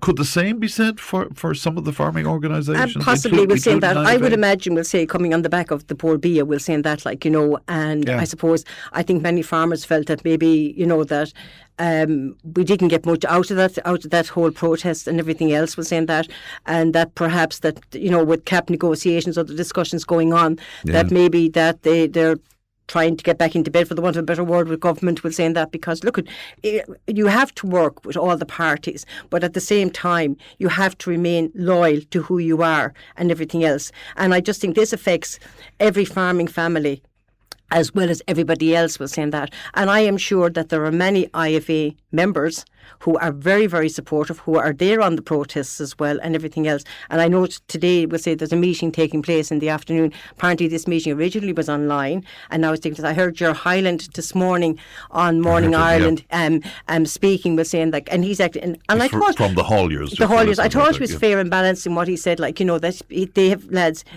mediators speaking with, he's acting as a mediator, and I felt he was fair and balanced in his comments, as was Kevin McParlin in his views in relation to, we say, people panic buying. There's lots of fuel Kevin there. McParlin said about the army was very interesting, wasn't it? He said that the optics of seeing the army coming out on the streets. And I think really if that were to happen, the army to come in, I think you could end up with people that are at home sitting down actually coming out supporting this. All right, so Brendan, what are you making of it all? I think I'll allude to what Thomas said earlier, that this could all have been avoided. Just come a little closer to that for me, Brendan. Yeah, you think it could have been avoided? Like, the government knew that there was people are rambling about this for the last couple of weeks. The cost of living is already breaking people. People are at breaking point. The rise in the fuel cost has made things a lot worse. Yeah. Especially for hauliers, farmers, and ordinary individuals going to work, coming to and from work. When the government introduced the reduction in the fuel cost there a few weeks ago, it was more of an insult than anything else. And to not do anything on home heating oil was an absolute disaster, because particularly for older people that rely on home heating oil. And the claim around that was because of European directives that it was not in their remit to be able to do anything more. That might be what they've put out there, but if you look at, and I've been looking at the likes of Spain, they're charging 139 per litre for petrol at the minute. We're 193, I think, at the minute. Home heating oil here is 199 last night in Corrib. per litre, which is an absolute disgrace. It's double the price it was. How are people supposed to survive? I don't know. Well, Margaret told us this morning that she's sitting, when she was talking to me, she was sitting at home in the cold. Yeah, she just and that's it. And Micheál Martin was talking about what people are supposed to do to reduce the fuel they're using, how to drive slower. What are you supposed to do with home heating oil? Sit in the cold, put on a woolly jumper. It is still cold out there. It's not good enough. When you look at what they're taking in taxes and charges from a litre of petrol, diesel, there is capacity to change. There is capacity to reduce it. And that's what they should be doing instead of letting this protest happen, basically. And that they've watched it unfold in front of them. And now they're reacting. Instead of sitting in a room in negotiations and trying to find a solution for this, they're just hitting back at the protesters. But you've been involved in organisations for years, Brendan. I mean, the lack of diplomacy. I mean, you wouldn't see at a most basic organisation. No, and I'm very disappointed with Micheál Martin's comments during the week. Yeah. Because at the end of the day, the people of Ireland elected him in the position he's in, and like the whole government. So their job is to listen to the people, find a solution, and there are solutions here. They're just not availing of them. And why do you think that is? I mean, is it, as Imelda was saying, that, it's as if that they're not part of what there's what a serious we're all disconnect at? Is between. I think there's a disconnect between the government and reality. And reality is people in Ireland are struggling with the cost of living, now with the fuel crisis. It's, they're oblivious to it. Instead of engaging with people and listening to what's happening in people's lives every day and trying to make things easier. They all have these constituency offices and all of this. How can they be removed from it, or that removed from it? They shouldn't be, really. You know what I mean? And I don't know how we've come to this situation, because this protest shouldn't have happened. The government should have reacted well before now, and we shouldn't be in this situation. Yeah. But I think, should the protest have happened, I think people had no choice. I think people had no choice, but because they weren't being listened to. And what do you do after that? Now the protests, I know it is causing disruption for people, and I do empathise with people missing appointments and that, but we'll hopefully get results, and then that's what we need, because the country can't sustain the cost of living and the cost of fuel at the moment. Right, so you would be in complete support. What about when it comes to the oil depots and the oil refinery in Whitegate? What about that? In what sense, Frank? In terms of stopping the oil from coming out of these places, or the petrol and diesel from coming out of these places? Well, look, I suppose I'd be frustrated too. I was driving around town like Thomas yesterday looking for a fill of petrol.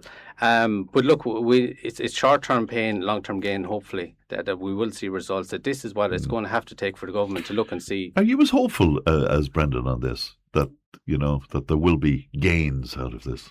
I think there's going to have to be an intervention by the government, and it's going to have to come. I mean, did you say there was talks taking place today? Yes, yeah. But I mean, they're not going to touch carbon tax, are they?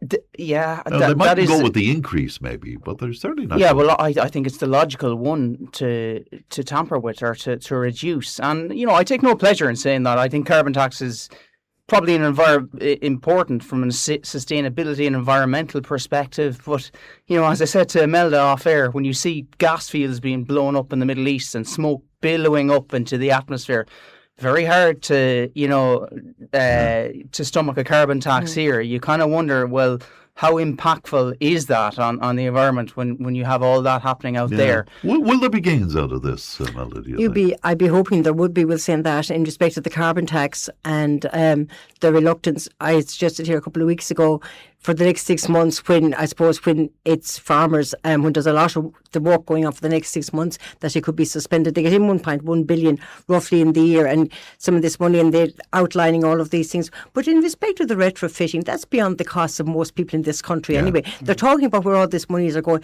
This is beyond the affordability of people that is to retrofit. It's all very good sound bites and all of this, but in reality it's not happening on the ground, we'll say that. But am I optimistic? I'm not overly optimistic in respect. They will have to do something. But the way in saying it is, but they need to do, it's not just this, it's so many other things. It's homelessness, like you've 16,000 people. It's arrears on mortgages, cost of mortgages, cost of childcare, health, hospital waiting lists, all of the supports and everything else, we'll say that. Not to mention children and mental mental health all thing, of this camps, all of these things, Fran, that we speak about on your programme, and people that ring in, and carers, every sector of society. But there's a huge disconnect between government and people on the ground. And it's our backbenchers I'm disappointed with, because they're the ones, a lot of them in rural Ireland will say that people going into their constituency office, the calls, the emails, all of this will say that. Is it that they're afraid to speak up to their leader, or do they feel they're not being listened to, or anything else? I don't know. What I found interesting as well, Brendan, was when politicians and representatives addressed the protesters on O'Connell Street. Was it 2 days ago? Was it a 2 day? The opposition parties who were represented there, they got heckled as well. I mean, some awful stuff. They were called traitors and all. So this is more. It's even beyond being protesting against the government. It's protesting against the body politic, isn't it? It is. It seems to be, and I was surprised at that when I seen it as well. I've seen a couple of videos of it. Yeah. But people are angry, and people are frustrated that people are up in Leinster House, and they're probably not shouting enough about it, and they're targeting everybody because they're representing the whole country. And I think the longer this goes on, the more momentum it's going to get. And like you alluded to earlier on with the army being called in, I think more people are going to join the protest if they see that happening.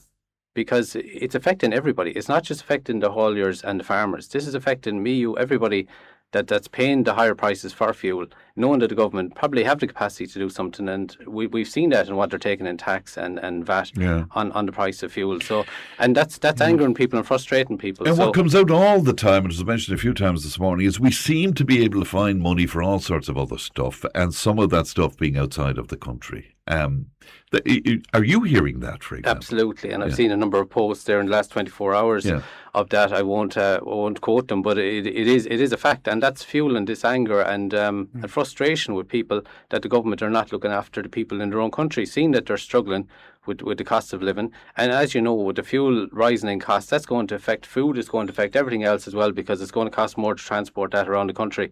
So everything will go up, and as you know, once the prices go up, they never really come back down again. That's the thing. But your wages are not going up. You know what I mean? So that's the problem. Look into a crystal ball for me, Imelda. What's going to happen here? We have that meeting this afternoon. We have that meeting this afternoon. People are saying that, optimistic. And I'd say hopeful more than optimistic. There will be something they'll probably would say, maybe in relation that they're going to look at that. I can't see anything being decided today.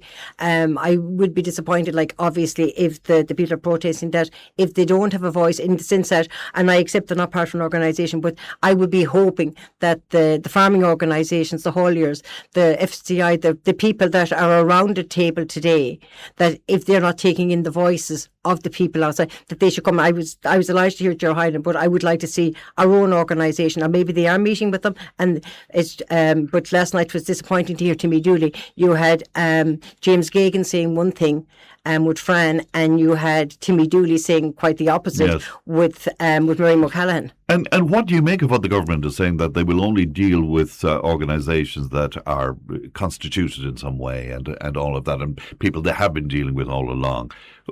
How do you feel about that? How do I feel about that? Okay, look, obviously you've elected representatives in respect of that. Okay, fine, you can't have a situation whereby everybody that wants something goes in. But at the same time, there's a massive amount of people out here.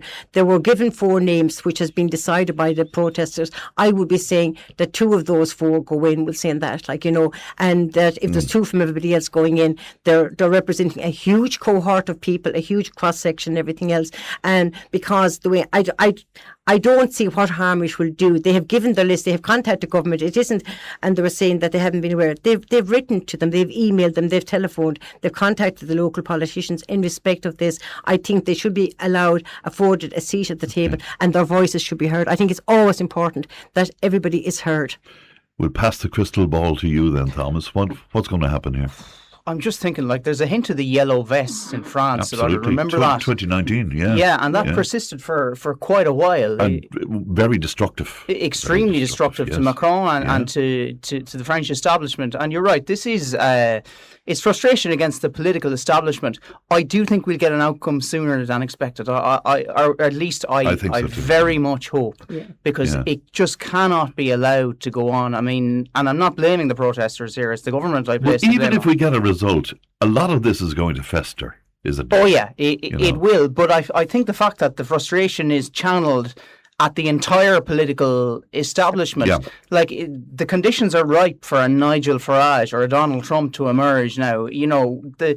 That is a possibility, but there's no one standing up at this point in time. Interesting. And passing the crystal ball to you, what's going to happen, Brendan? I'm hoping common sense will prevail and the government will engage and they'll come to a solution. Because and when you say engage, to invite in the protesters or representatives of the protesters, it has to happen. Well. And if it doesn't happen, the longer this goes on, the more momentum it's going to get from the general public, because it is affecting everybody. And I think they have the capacity to do something. Okay. I think the opportunity is now. Don't let it get any worse. All right, let's take a break. We're back with our panel in just a few moments' time. Tipp FM's Tip Today with Slattery's Garage, Puck On, main Peugeot dealers in the Premier County, and now stocking the full range of the luxury French car brand DS Automobiles. Book your test drive today with Slattery's Garage, Puck On. See slatterysgarage.ie. Tip Today, in association with Slattery's of Pecan, your main Peugeot dealer for over 50 years in the Premier County. slatterysgarage.ie.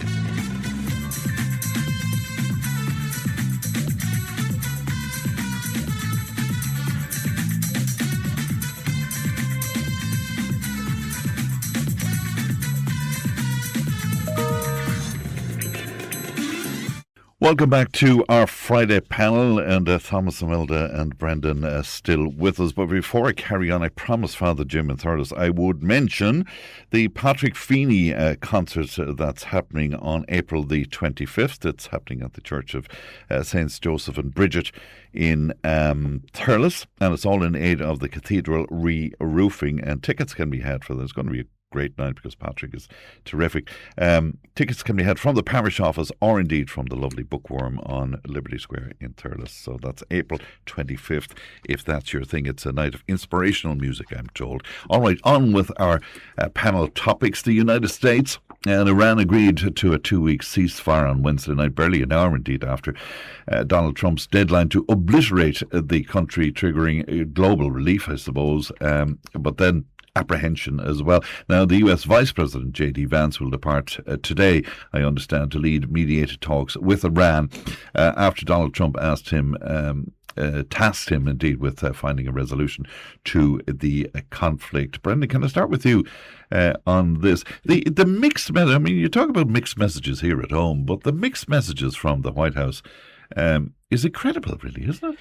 It's like something out of a Bond film. It doesn't seem real. Watching it, even the speech he made and the threats he made, it's frightening. Absolutely frightening to realise that this is actually happening. It's not something fictional. It's actually happening. And the damage and destruction that could be caused to innocent people when he threatened to wipe out a whole civilization, like women, children. It's hard to get your head around it, and I did think about it and go back and read it again. I couldn't believe it was actually happening. The ceasefire is obviously a welcome development that he didn't go ahead with what he had planned. But I'm just concerned what the next chapter will bring.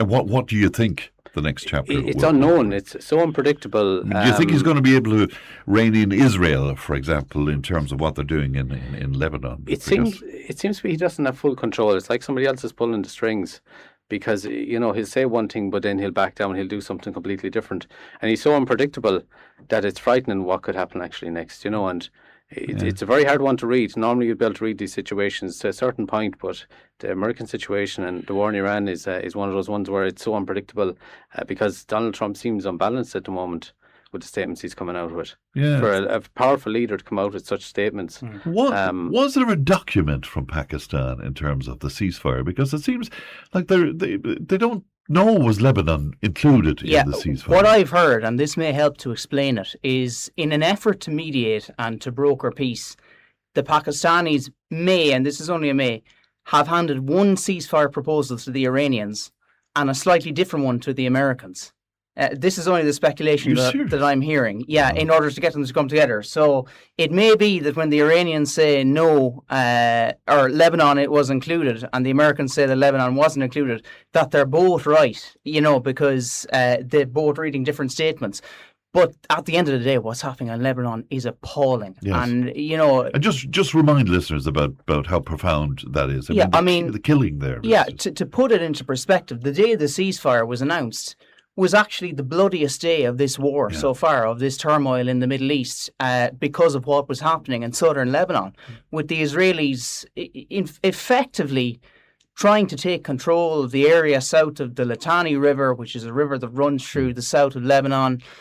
But they're striking parts of Beirut as well, and displacing people, of course, and displacing thousands. You know, and it is an awful situation. And again, you kind of just wonder, plans for a greater Israel to expand Israeli territory, often dismissed as a conspiracy theory, or that, you know, it has never seemed more real to me.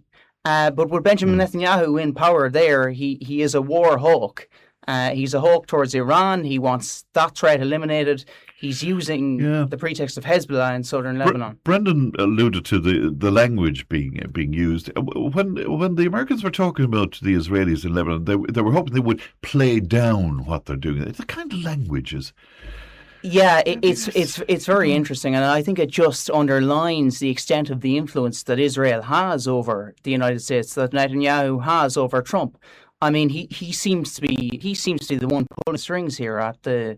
Now, despite the fact that Israel is the junior partner to America in this war, I mean, America's military capability... Some are doubting that, really. Yes, Who is the tail wagging the dog, so to speak? But America's military capabilities far surpass Israel, even though Israel has a strong military. And just before I leave you, why is Vance chosen to go to Pakistan when he was the one who didn't want the war in the first place? I suspect that's precisely the reason, because he was the one who probably didn't want the war in the first place. I think so. The He's Iranians, seen as an honest broker. Well, potentially a guy the Iranians can maybe deal with, because he's not tainted. I mean, Rubio is a hawk in Iran. They're not going to send him. Trump, you know, there's not going to be a situation where Trump is speaking. Trump is going to be sent to Pakistan. But I should know, you know, Pakistan has emerged well from this. The talks are being held in Islamabad in Pakistan. So how they managed to get in, that they seemingly have good relations with Iran. But haven't we all very short memories? I mean, Pakistan, they're a nuclear power. They're a nuclear power. They were threatening India, were they? Fought a 4-day war last year, economic crisis. But apparently Mr. Trump has taken a shine to their top general. So there you go. That's fine then, indeed. What are you making? What are you making of all of this? Oh, sure, Fran, I mean, it would be funny if it wasn't so. Oh my God, exactly. Tragic. It's tragic on every level. Would say when you saw the language out of Donald Trump there over Easter, the words and everything else. Merciful God Almighty, you know, from the head of state of the United States of America. It's absolutely frightening. I think a lot of people went to bed on Tuesday night absolutely terrified what they were going to wake up to on Wednesday morning, while part of us, and the logical part of your brain, was saying that this isn't going to happen. There was that small bit of your brain was just saying that this apocalyptic exactly. Yeah, this is just unbelievable stuff. Would say, but go back to Israel and the power. Like we saw what they've done in Gaza and to the Palestinians, trying to wipe out a complete, nearly ethnic cleansing, for the want of a better word, was saying that. Yeah. Absolutely terrible. Maurice Walsh said yesterday 2 genocides, really, as he without a doubt, do exactly. Yeah.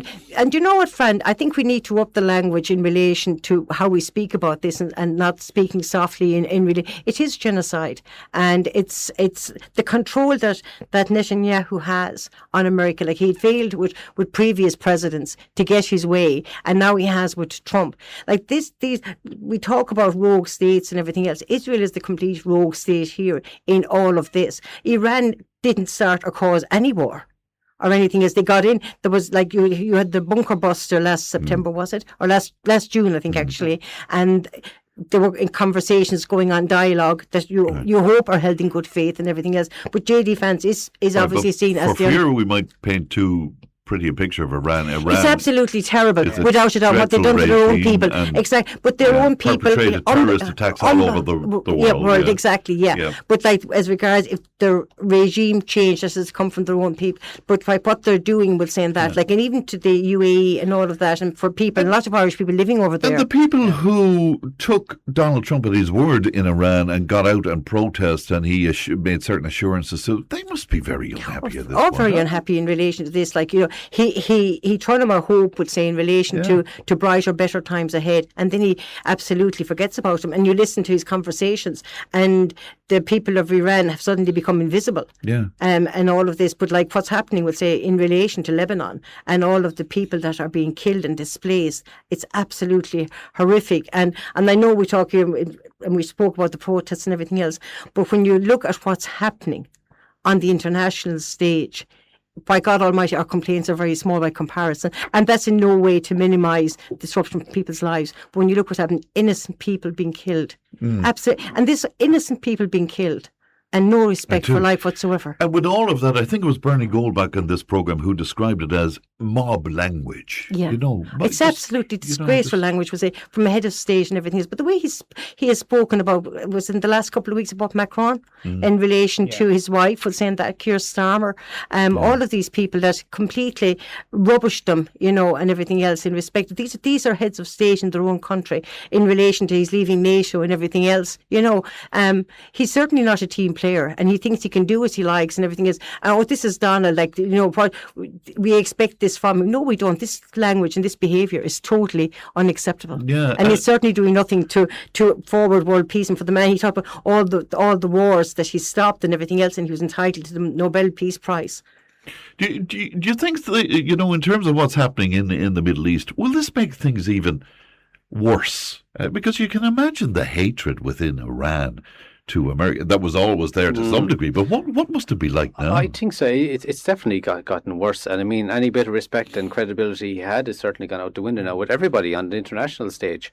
But you'd have to question his mindset and where he's at the minute. He seems to be getting worse and coming out with more random comments and statements and threats, radical which he probably wouldn't have been before. He was always a bit different and out there with what he come out with, but he's actually getting worse over time, and you'd have to rein him in and just see, is there something else at play here? Because this is not the behaviours of someone that's grounded and balanced. Michael was on to us from Kilnane. He says, what does your panel think of Melania and her statement last night? That was about her involvement or lack of involvement with Epstein, was it? With Jeffrey Epstein. Yeah. She said she was not a victim or a friend of Jeffrey Epstein. Now, that was an astonishing statement to make in the midst of this war, when the kind of the heat had gone off the Epstein saga. That she felt she had to come out of it. She felt she had to. What was she responding to? I'm not fully across it. Apparently, there were rumours circulating, and have been for years. She had a relationship or something. Yeah, some sort of relationship with her. But Donald Trump, her husband, told a journalist that he didn't even know it was coming,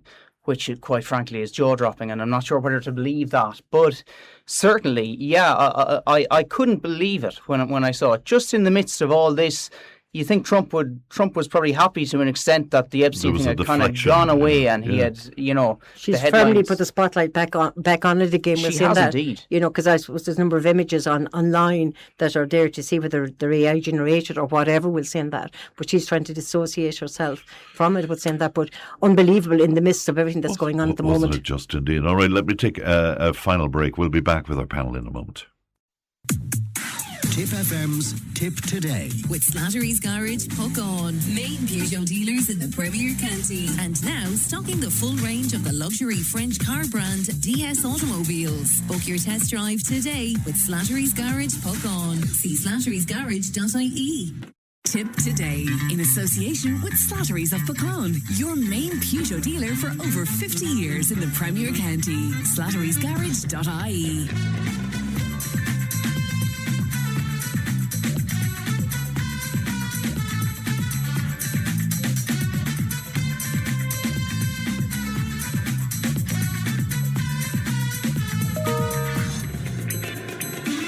And you're very welcome back to Tip Today. Brendan Murphy is with us, Thomas Conway and Imelda Walsh, our panel today. Now, in yesterday's programme, my old friend Mersh Walsh examined the concept of ageing and considered whether attaining a certain milestone age prompts individuals to engage in a kind of a reflection on their own mortality. But the discussion also addressed the contrasting perspective, I suppose, that age may be regarded merely as a number, while some argue that individuals retain a youthful identity or mindset, often described as teenagers in aging bodies, regardless of chronological age. Do you want that first, Amalda? I know some talks of Botox and fillers and all of those things. I'll let your listeners know they're all beyond my price range. My budget doesn't stretch for you. Poor farmer. You can't beat it, indeed.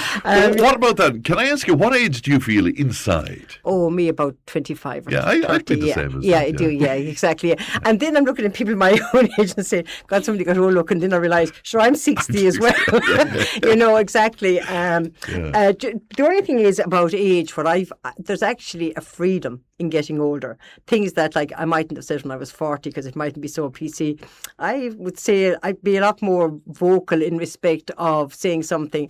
I wouldn't be as conservative as in. There's a freedom in getting older because when you're younger, it's even in relation to appearance and all of that, you know, I suppose you're more conditioned that you need to look a certain way, walk a certain way, talk a certain way, and dress a certain way. But when you get a bit older, those things don't bother you to the same extent. We'll say that, like, you know. But most people, like, I'm not going to say any, like, if people want to have Botox done and fillers, that's fine. We'll say that, like, you know.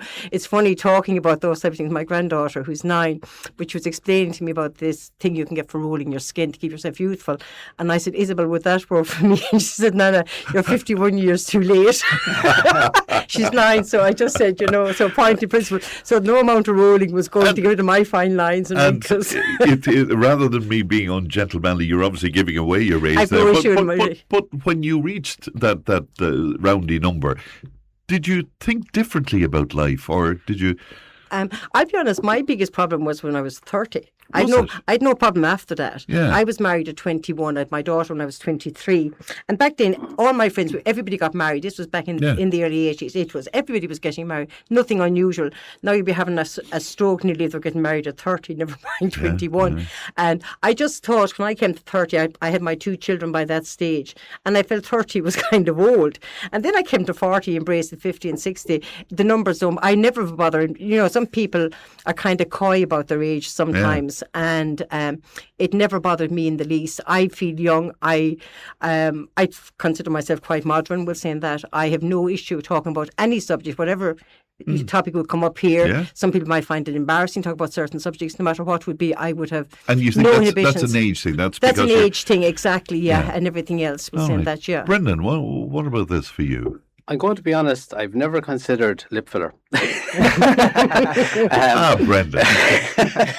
Live a little, Brendan. And we thought that looking at those I'm quite happy with them. I think it comes to a certain point for myself, Anna, where I got to a certain age and you kind of realise you're getting older. Your features, my hair is thinning out. I'm looking at Thomas there and I've got hair envy because he's a fine. do a twirl around there, Thomas. He's a glorious head of hair. And I have looked into, to be honest, I've looked into doing the hair transplant thing. And it's not about being vain, it's about being happy in yourself too, I suppose, and looking a certain way. But there's no rolling back the clock. No. We're all getting older. Yeah, but I wouldn't hold it against somebody if they wanted to do so. But there is a limit and it needs to be balanced. What about inside? Do you? I mean, I can't believe I'm the age I am because inside I'm still sort of in my 20s. Yeah, I suppose. Even yeah. less. Well, yeah, like I suppose you'd feel younger inside until you do something. You run after the kids or something. Yeah. You rise, oh God. Or try and get out of the car. Yeah. So yeah, like there's little telltales that'll tell you that you're getting older. But look, I suppose I do feel young, and I do engage in a lot of things locally and in the community and that. And but yeah, like there's no stopping it. We are getting older. But if people want to do something to make themselves feel better. In appearance, like I don't see anything wrong with it within reason, I suppose. But you do see the opposite end of it, where people go too far, and I think that's and they look ridiculous. Questionable. Then you know what I mean. That's maybe they're happy with it. You know, sometimes too far east is west. Should I ask you your opinion on lip fillers? I'll just I'll sit that one out.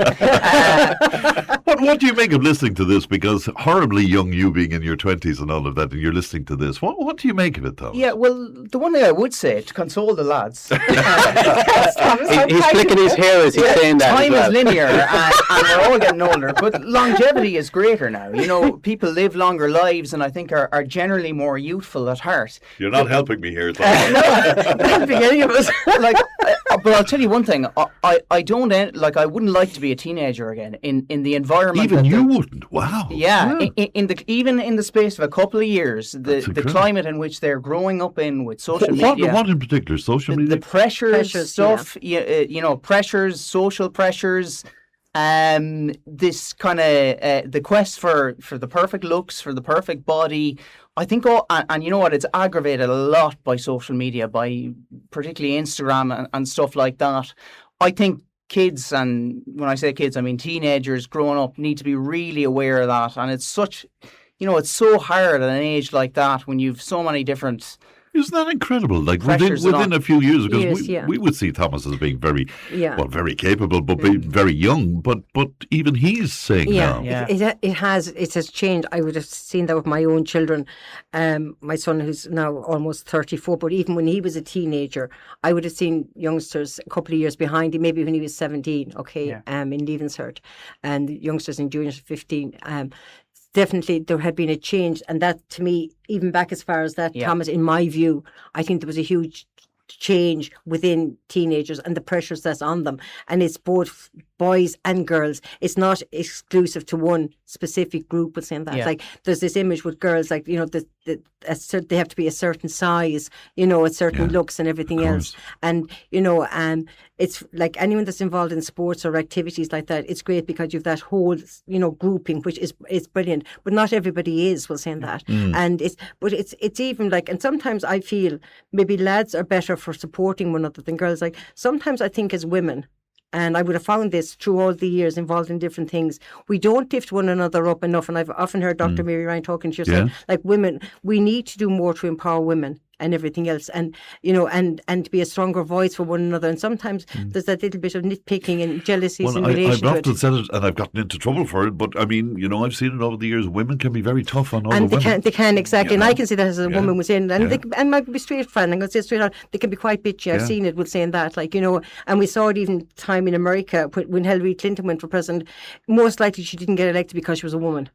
And that's just the way it was. And it wouldn't have been men not voting for it. I'm just almost out of time, but one of the other things that emerged from the conversation was what era you'd like to be born in and live your life through. Are you happy with the era that you're in by comparison, or do you feel that you're more suited to another era? Yeah, I suppose without giving away my age, people probably know already, but like I grew up in the 80s and 90s, and I thought it was a nice, times were simpler. I mean, there was no social media, particularly for people in school and that, because I find now with bullying and that online, it doesn't stop when you go home because they have their phone. Whereas if you were being bullied back in school back in the 80s or 90s, you went home and it was over until the next day or whatever. There's a lot of pressure on people to look a certain way now, especially on social media and the filters and God knows whatever else. If they ever went missing, no one will be able to find them because they look nothing like online. But it was a simpler time. People had less, but I think they were happier. Right. There's too much pressure on everybody at the moment. Yeah, if you were to pick an era to live in, would you choose the era we're in now, Thomas? I don't know. I go to the future, see what happens then. I'm not sure, really. I mean, you know, we live in a very unstable time, and as Brendan alluded to there, the pressures, societal pressures on young people. I think in the past you got a more holistic upbringing, despite the fact that you might not have had the necessities or the amenities or the money. Yes. You know, so I think it was a safer place to grow up in say the 1970s, 1980s. Probably less prosperous than that. But in many ways a better society. Now there were faults as well. There were, of course, there was stuff swept under the carpet, I suppose. And for you, I'm actually going to disagree a little bit with Thomas in the sense of, fine, when I grew up, I was born in 1965, so in the 70s, early 80s and that, and there was a feeling, but at the same time, we weren't aware of a lot of stuff that was happening that wasn't good. Yeah. A lot of views of people, everything else. You mean we can look back with rose-coloured glasses? Sometimes, and certainly, no. And it certainly wasn't all. There was a lot of cruelty of people, a lot of people treated very, very badly. We spoke, I remember, weeks ago about the mental institutions, that programme that Brizzy was the author of on prime time there a number of weeks ago, and all of that. So I think irrespective, there's good and bad in every year and every generation. Which, you know, there are positives and there are negatives, irrespective. And it's how you manage and how you deal with them. And you try to make society better and everything else. And I know the curse of social media, but social media in ways has good points as well. There's no point throwing the baby out with the bathwater. That'd be my thinking.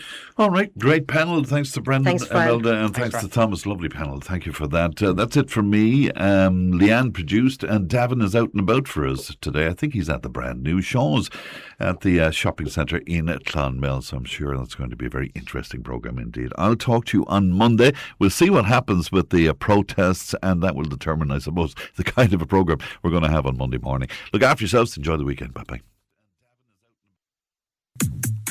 Tipp FM's Tip Today with Slattery's Garage, Puck On, main Peugeot dealers in the Premier County, and now stocking the full range of the luxury French car brand DS Automobiles. Book your test drive today with Slattery's Garage, Puck On. See slatterysgarage.ie.